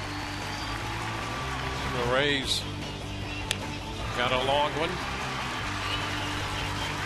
from Evan Longoria later, following a double by Sean Rodriguez. Here's the home run by Longoria to open the fifth inning. At that point, the Rays had built a 6-4 lead, but the Red Sox scored a couple in the sixth and scored the go-ahead run on the Coyle base hit that scored Chapik in the seventh. So the long ball's courtesy of Carlos Pena and Evan Longoria. And the top of the order will come to the plate for the Rays in the bottom half of the seventh inning, with Desmond Jennings leading off against left-hander Franklin Morales.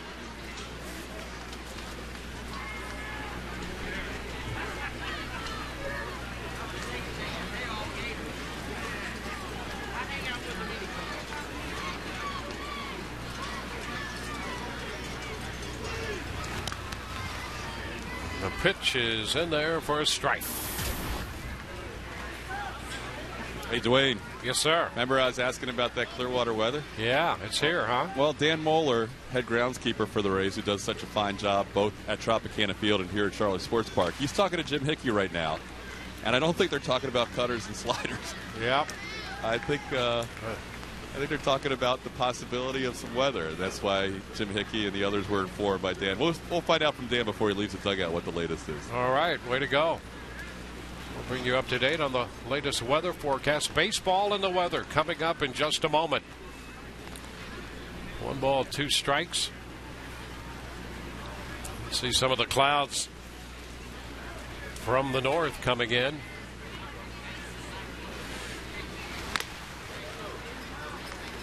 Two balls, 2 strikes the count.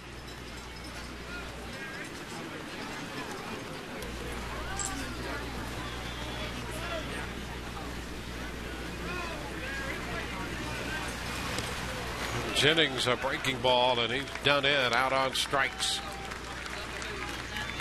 So Morales picks up his second strikeout. He pitched the 6th inning, struck out Keppinger on a high fastball. And now he's going to depart. Luke Scott is due up, and Morales will call it a day. Bobby Valentine's going to go to the bullpen, and we'll be back in a moment.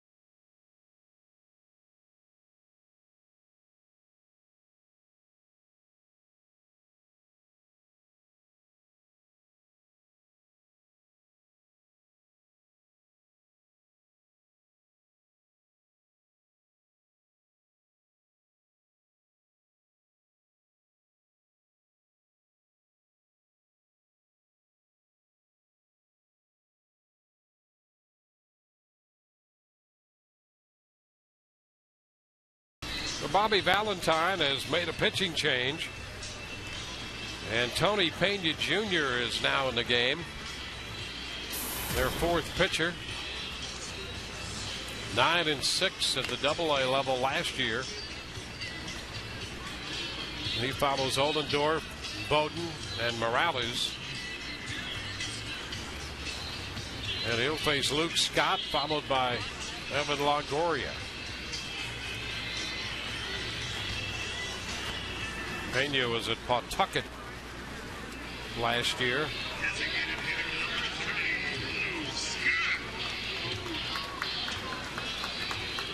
Pena making the transition in his career from an infielder to a pitcher.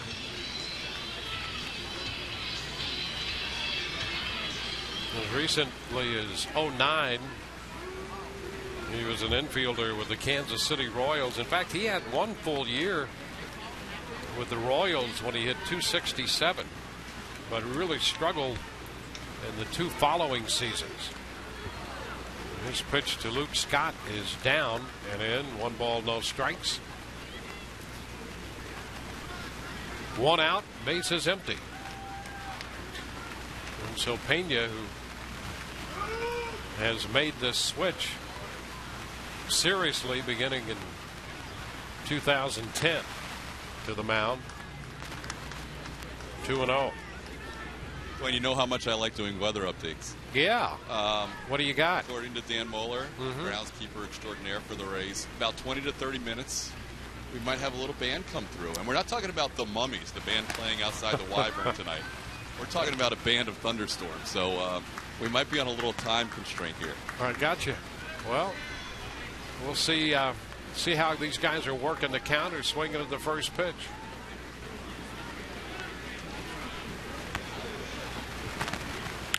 There's a shot deep to right field by Luke Scott, and this game is tied. A line drive home run. Luke Scott green lighting Pena 3-0. And that is home run number 3 for Luke Scott.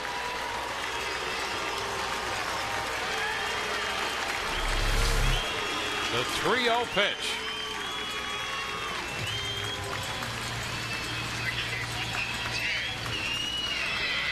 Pretty swing. He really unloaded on that. And you talked earlier, Dwayne, about the additions of Pena and Scott and how the Rays might look for some more home run potential of those 2 guys. Well, they're certainly showing it today. Yeah, they've gotten the long ball from the guys they expect to get it from today. When you add Longoria in that mix with Pena and Scott, they've all hit home runs. And now with Longoria out of the game, Rhymes is hitting in that 3rd spot. And Will hits one foul. So Longoria drove in a couple of runs. And now Rhymes gets his first plate appearance of the day. You know, he's a guy who has battled and tried to make this club as an extra guy on the infield and can play the outfield. 1 ball, 2 strikes. The Rays like his approach to the game.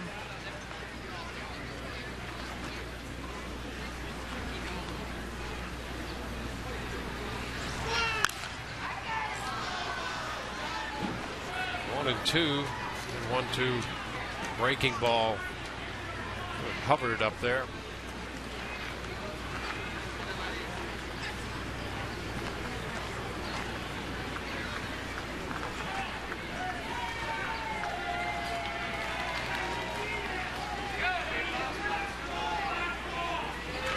And there's a line drive base hit.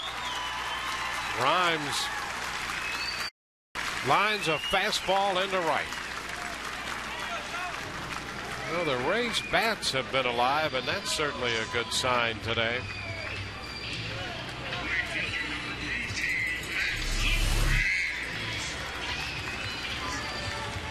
It's a nice stroke to that fastball. Now Ben Zobrist.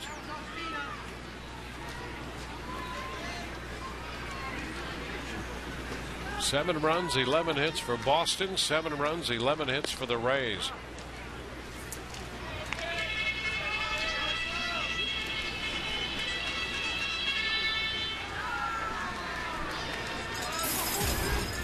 Ben has walked and was promptly picked off. 0 for 2 today. Hit the ball hard in the 5th inning, and Gomez, down at first at the time, made a very good play to get him.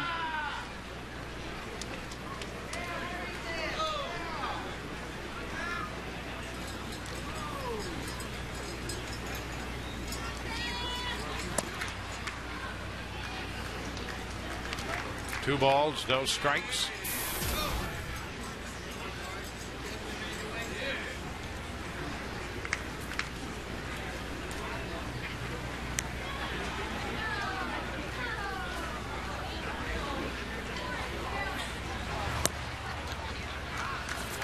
This one is down.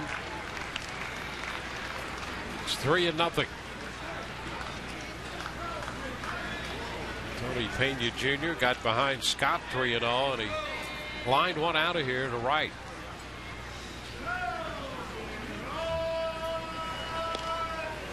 Will Rhymes is back in at first.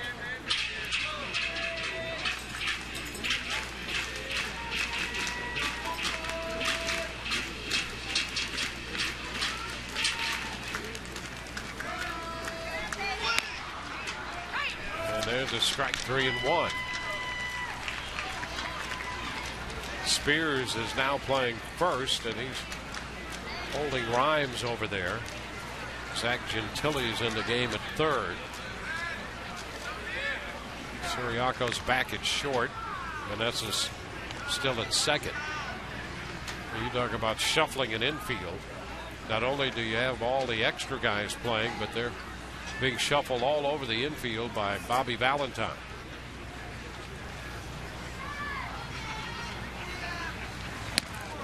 This one is ball 4 off the mitt of Shopik. But the walk pushes Rhymes into second. Zobrist takes over at first. You know, Dwayne, before the game, Kelly Shopik stopped in the Rays clubhouse to see some of the guys, and he said, I haven't caught 9 innings all spring. And he said, I'm kind of looking forward to playing 9 today, but I'm not sure if he knew he was in for 3.5 hours worth. That's right. He might be hoping for rain. And according to our weather duo down there, it could be 15 minutes away.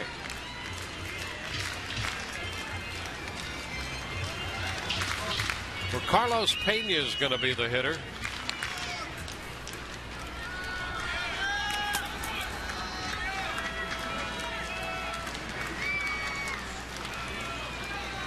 Carlos homered in the second inning, his first home run of the spring. And he takes a strike. Fastball in the upper part of the zone.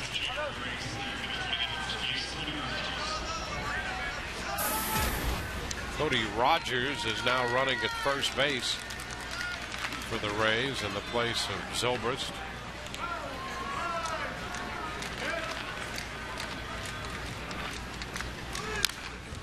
The cut and the foul, good cut. Had a fastball, that one around 91, and Pena would like to see that one again.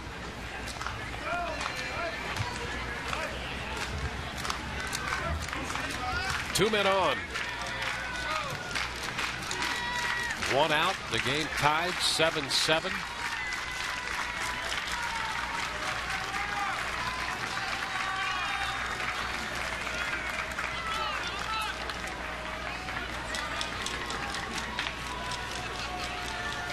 And a big cut and a miss. So Pena is out on strikes. Ball had a little late movement to it. Take a look. Almost like a cut fastball.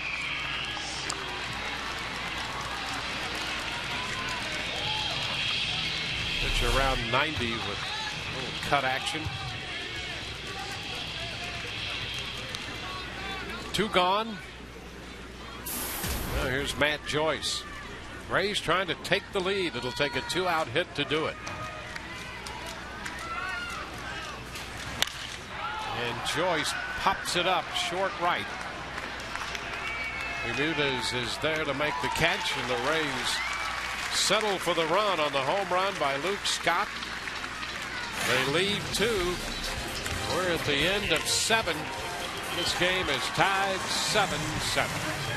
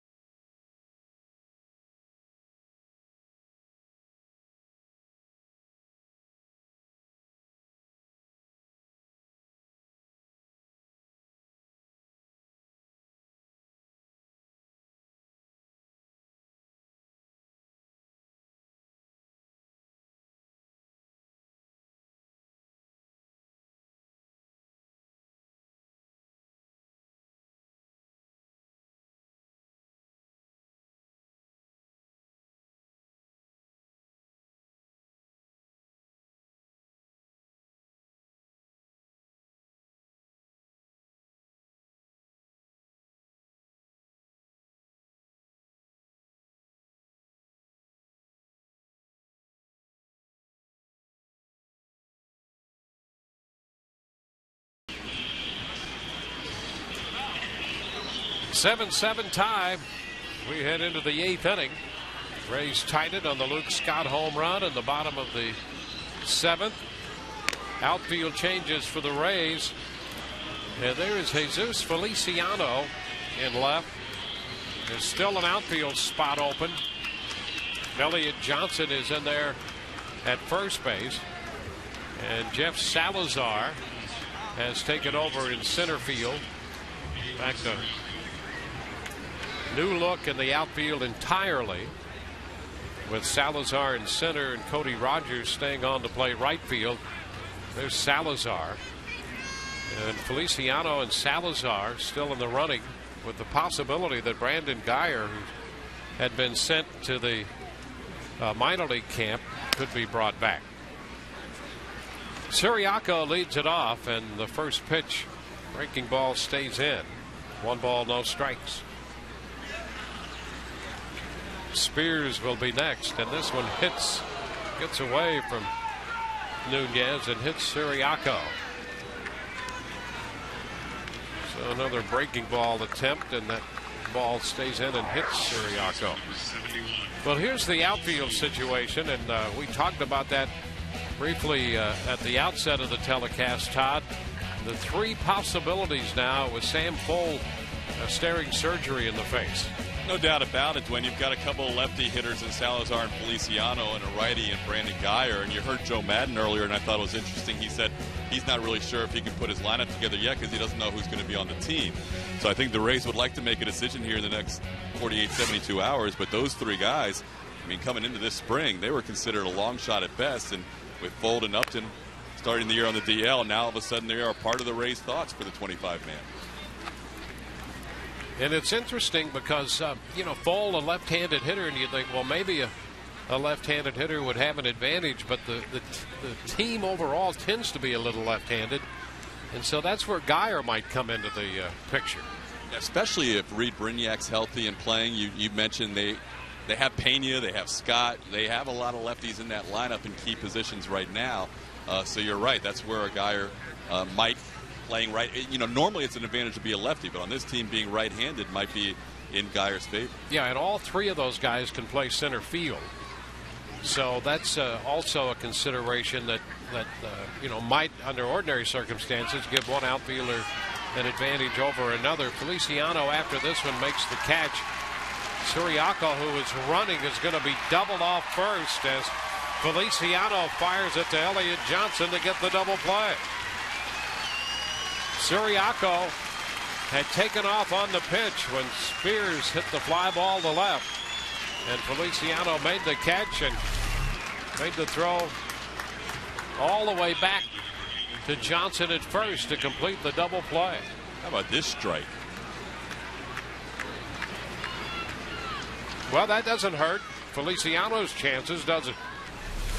Yeah, I mean, that's, normally you just throw it in on one hop. That was airmailed right to the bag. And Johnson, if he needed to, he could have been right on the bag, but he decided to make sure, catch the ball, and then tag.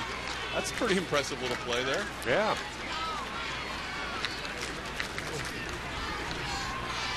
One strike to count to Jacobs. Jacobs uncertain by that pitch. 0-2. So the Rays with B.J. Upton on the disabled list, and Sam Fuld going to have the wrist examined and perhaps surgery, and it appears that way right now. 1-2 the count to Jacobs. So you would expect Joyce, Jennings, and Zobrist to be in the outfield opening day, as they were today, in left, center, and right. High foul that's headed out of play. Count holding at 1-2. And so the Rays are going to need an extra outfielder, it would appear, to be chosen among those 3.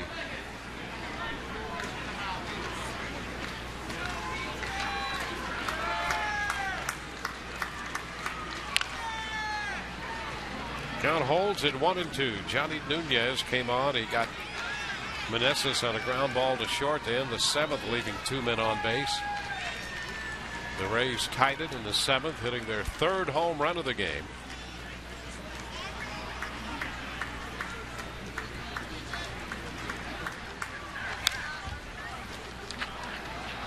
Jacobs fouls another one.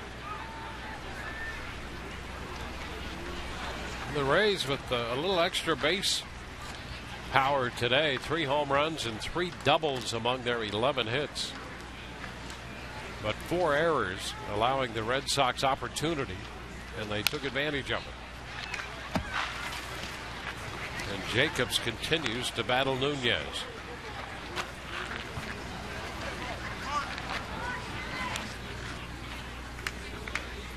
Nunez from the Dominican Republic, 26 years old.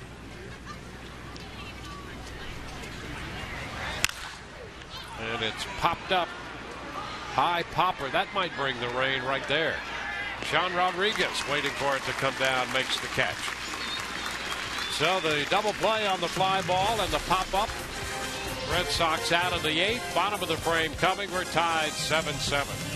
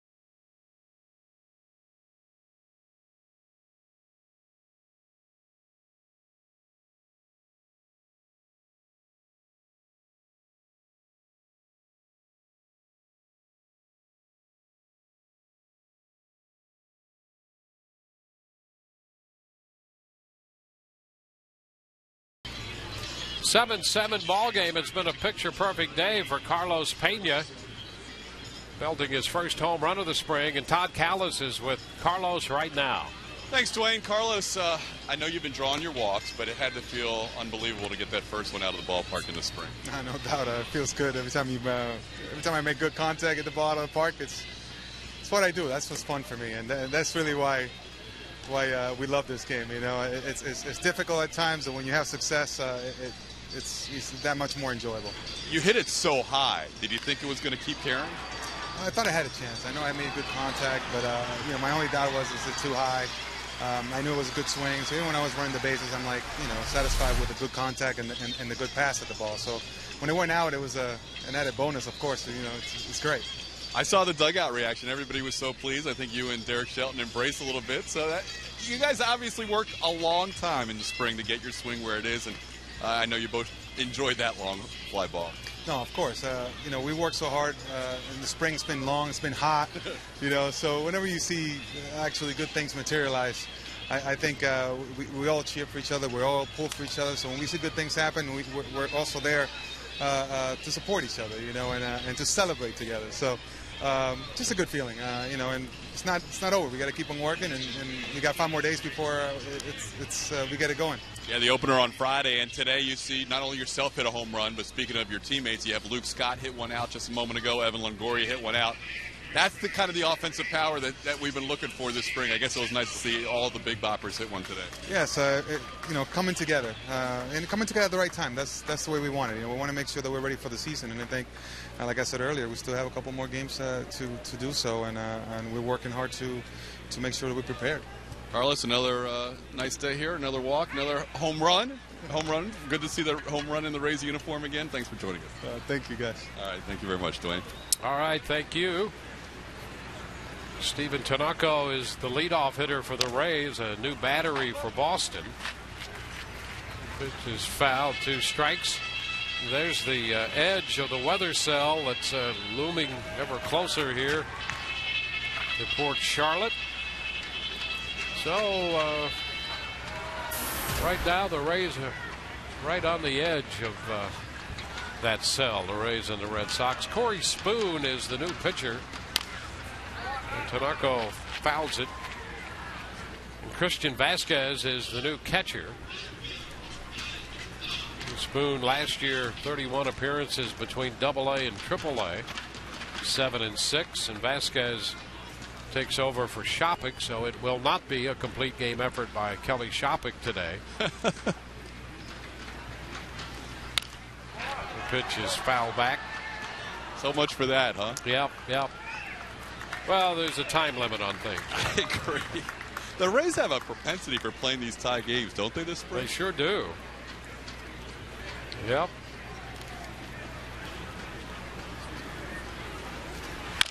Tinoco chops it to the shortstop. And the throw to Spears at first. Siriaco a little high on the throw. And, you know, you can see what you were talking about earlier there, Todd, on the Siriaco. He's very athletic, but he is a little erratic defensively at times. Yeah, I would think right now that's the big key for him in terms of sticking with a big league team, whether it was the Pirates the last couple of years or making the team this year with the Red Sox. They would like to see him not only be a guy that can pinch run late in the game, but also maybe give Aviles a day off or two at shortstop if he does make the team, and that's consistency at shortstop is so important. Lobatone, and this one skips past the diving Siriaco. That's 3 hits for Jose Lobatone today. It's good to see that. A dozen hits on the day for the Rays.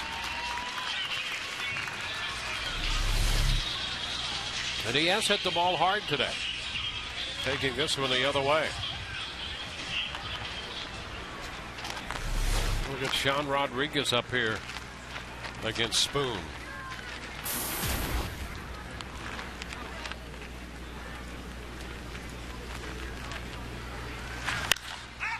It's popped up. Right side foul. Back into fair territory, and Spears made the adjustment to make the catch. We continue to see a lot of versatility on the Boston infield.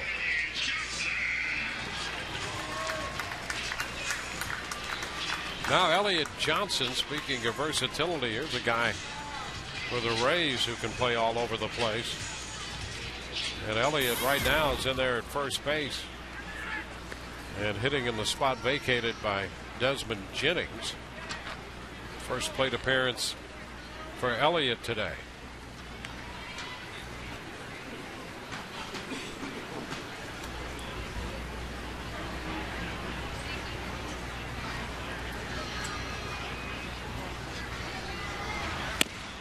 Elliott takes the pitch inside. 1-0.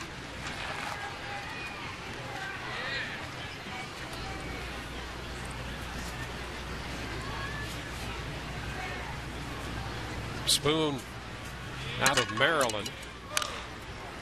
Johnson fouls it back. A pretty good cut at a fastball. And the count is 1-1.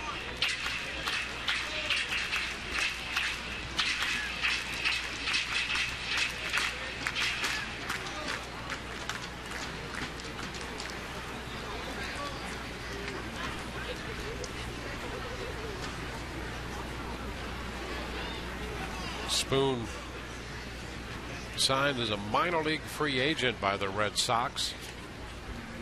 He'd been in the Baltimore Orioles system. And this one hits Elliott Johnson. The Johnson goes to first.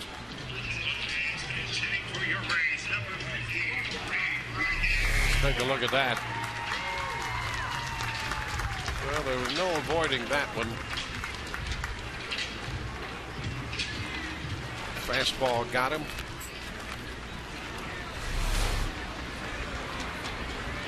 Siriaco was hit by a pitch in the top of the 8th, but that was on a breaking ball, and there was a fastball that the location of that pitch made it difficult for Elliott to get away from. So here's Reed Brignac now pinch hitting with men at first and second. First raindrop. We're going to start to get a little weather, folks. I'm going to check with Joe when I can, but I have a feeling this one may not finish if they get any sort of rain here. Yeah, I think you're right. It's been a good day's work to this point. And a big cut and a miss. The count on Brignac is 1-1. We got a lot of Gatorade cups flying around the dugout. I'm going to be bailing soon. Right there. Tell Dorothy to hold on to Toto. Fly ball into left. It's Jacobs making the catch to retire the side. No runs, a hit. 2 men left. We're through 8 innings, and this game is tied 7-7.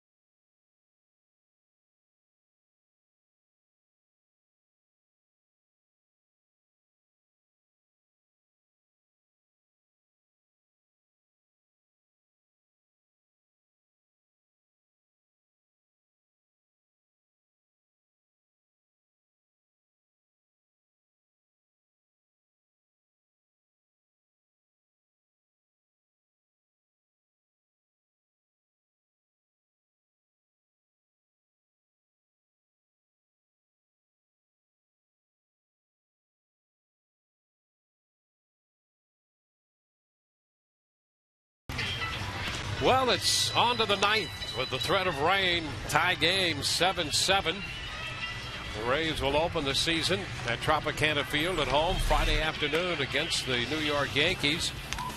And this is at the moment pretty much the look of the opening day roster from the position player point of view. They're going to have to make a decision in the outfield with Upton on the DL and Sam Fuld apparently facing surgery, Todd.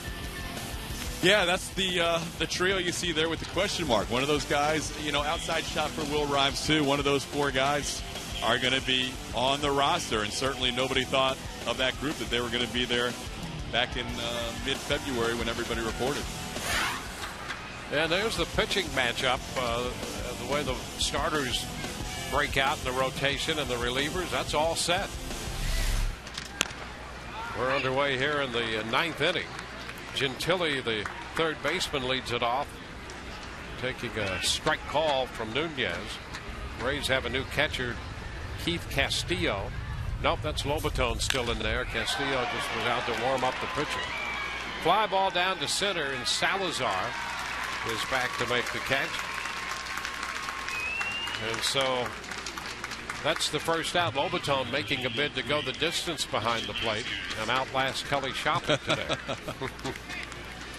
Not easy. Yep, that's right. Hey, one other note, Dwayne. It's not only is it almost about to rain here, but it's so dark. One other note with our programming, our Inside the Rays first show, which is it's going to be awesome. I know you're a part of it. A lot of people are a part of it. It's game 162. Go ahead. Here's Vasquez, the catcher, and he hits one to right, caught by Cody Rogers. So a couple of quick outs here. Obviously, the Red Sox a big part of game 162 and what happened that night. But we are not only doing Inside the Rays show on that game 162. It's now becoming our first 1 hour Inside the Rays. And it's going to be pushed back until the following week when the Rays take on Boston. It'll air its premieres right after that game with the Red Sox on Saturday. This is going to be a lot of fun. Not to put too much pressure on Lynn Mixon, but this has a chance. She's our producer of that show. This has a chance to be one of the best Inside the Rays ever. It'll be fun, yeah, that's right. You don't want to miss that on game 162. Shannon Wilkerson is the hitter, 1-0. And it gave us a chance, all of us, as a part of that, to reflect and reminisce and, in a way, relive some of the fun that was game 162 for the Rays and that whole day for baseball. What a fun day that was.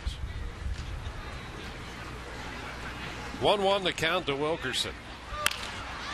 Headed up the middle, over the back, backhanded by Rhymes, and the throw to first in time.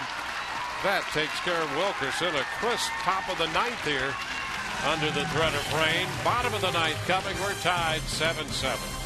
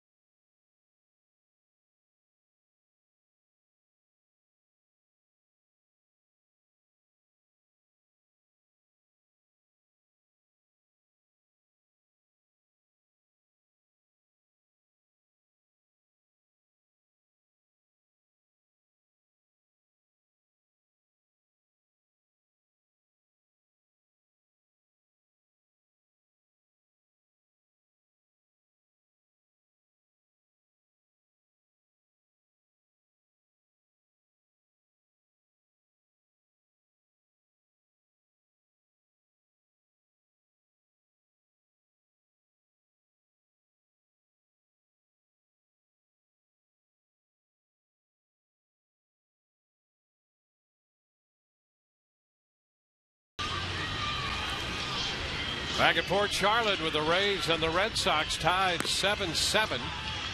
Going into the bottom of the ninth inning here. And the Boston Red Sox will bring on their sixth pitcher.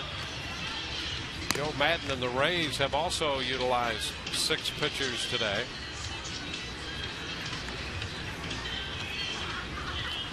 Well, you know, we were talking about game 162 just a moment ago, and there's a look at the final standings in the American League East a year ago. And it will be tough again this year. Always, it would seem, the Yankees and the Red Sox, and lately the Rays right in the mix. And the Blue Jays are an improving ball club. And you heard Andrew Friedman in the middle of our game unapologetically referring to the American League East as the toughest division in baseball, and that is without question. So it's going to be fun again starting Friday. Thank goodness there's 2 wild cards this year, huh? Yeah, I'll tell you. Absolutely, thank goodness. Michael Olmstead, big right-hander, is the new pitcher for the Boston Red Sox. Rays got 5 off Oldendorf. They got a run off Bowden and a run off Tony Pena Jr. The home run by Luke Scott off Pena tied the game. And now Will Rhymes will open here against Olmstead. Dwayne, I'm getting word that no matter what, this game will not be an extra inning game. So this is our last half inning. So the Rays are either going to win or tie. They've had 4 tie games already this spring. Rhymes fouls the first one.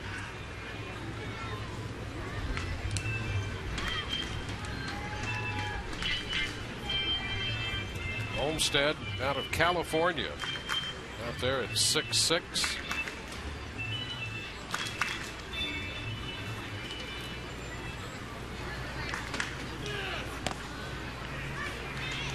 .02. 24 years old. Spent some time in the Mets organization and then did not play at all in 2009.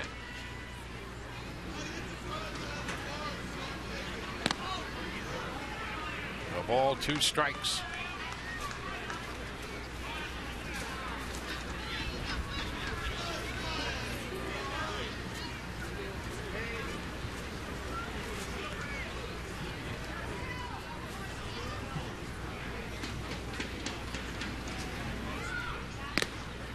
It's upstairs, 2-2.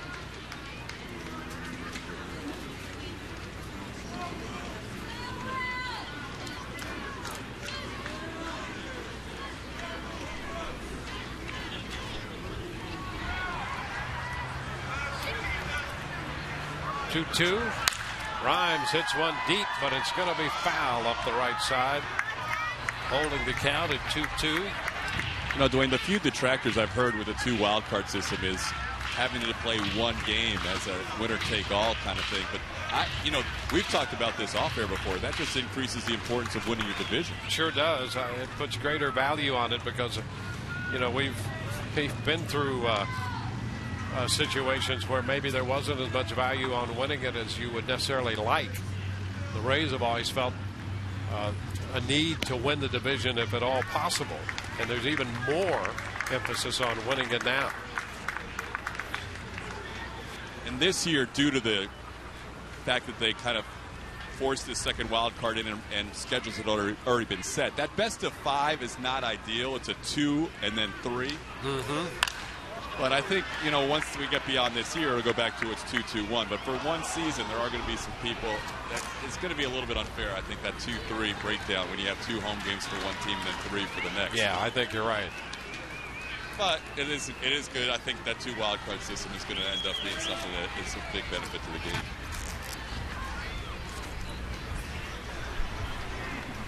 The 2-2, the 3-2, and Rhymes did not go, so he draws the walk. Leadoff walk here in the bottom of the 9th.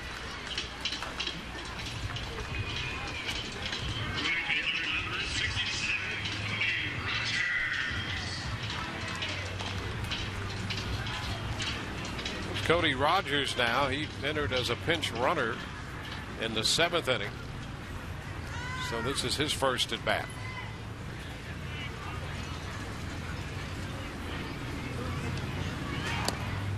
The pitch is down. A ball and no strikes. Well, last year at the A level, Olsen had 44 strikeouts in just over 28 innings. He walked 9. He'd walked the first man he's faced here and is now behind Cody Rogers 2-0.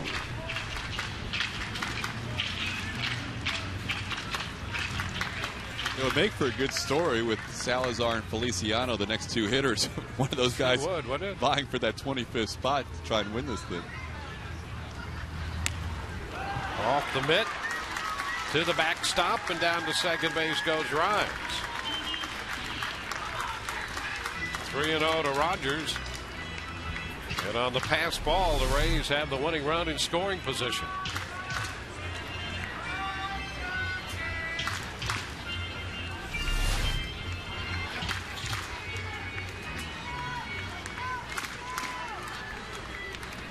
Salazar is on deck.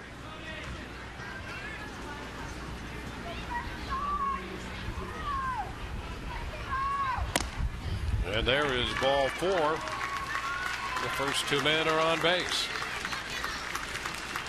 Rays baseball today on Sun Sports has been brought to you by Toyota. Visit your local Toyota dealer today for great deals on the amazing lineup of Toyota vehicles. Toyota, moving forward.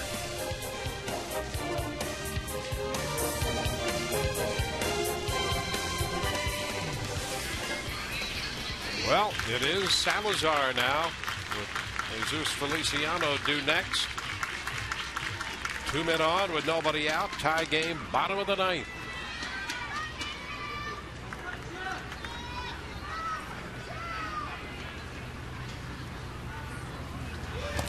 And that pitch is low. Dug out by the catcher, Vasquez.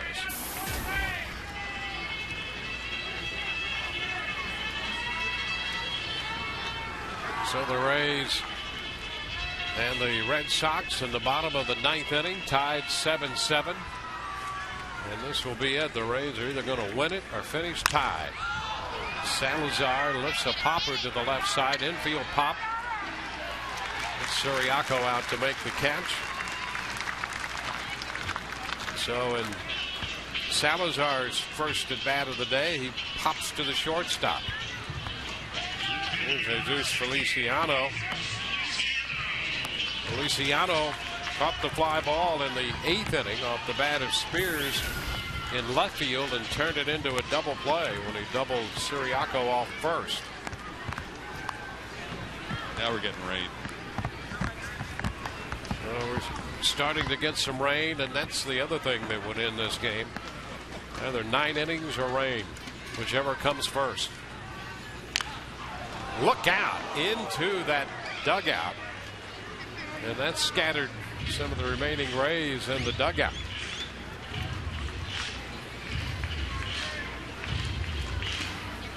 Right in between Reed Brignac and Jose Lobato, and Sean Rodriguez did a little cha-cha to get out of the way. Now take cover from the rain and Feliciano. Foul balls in there.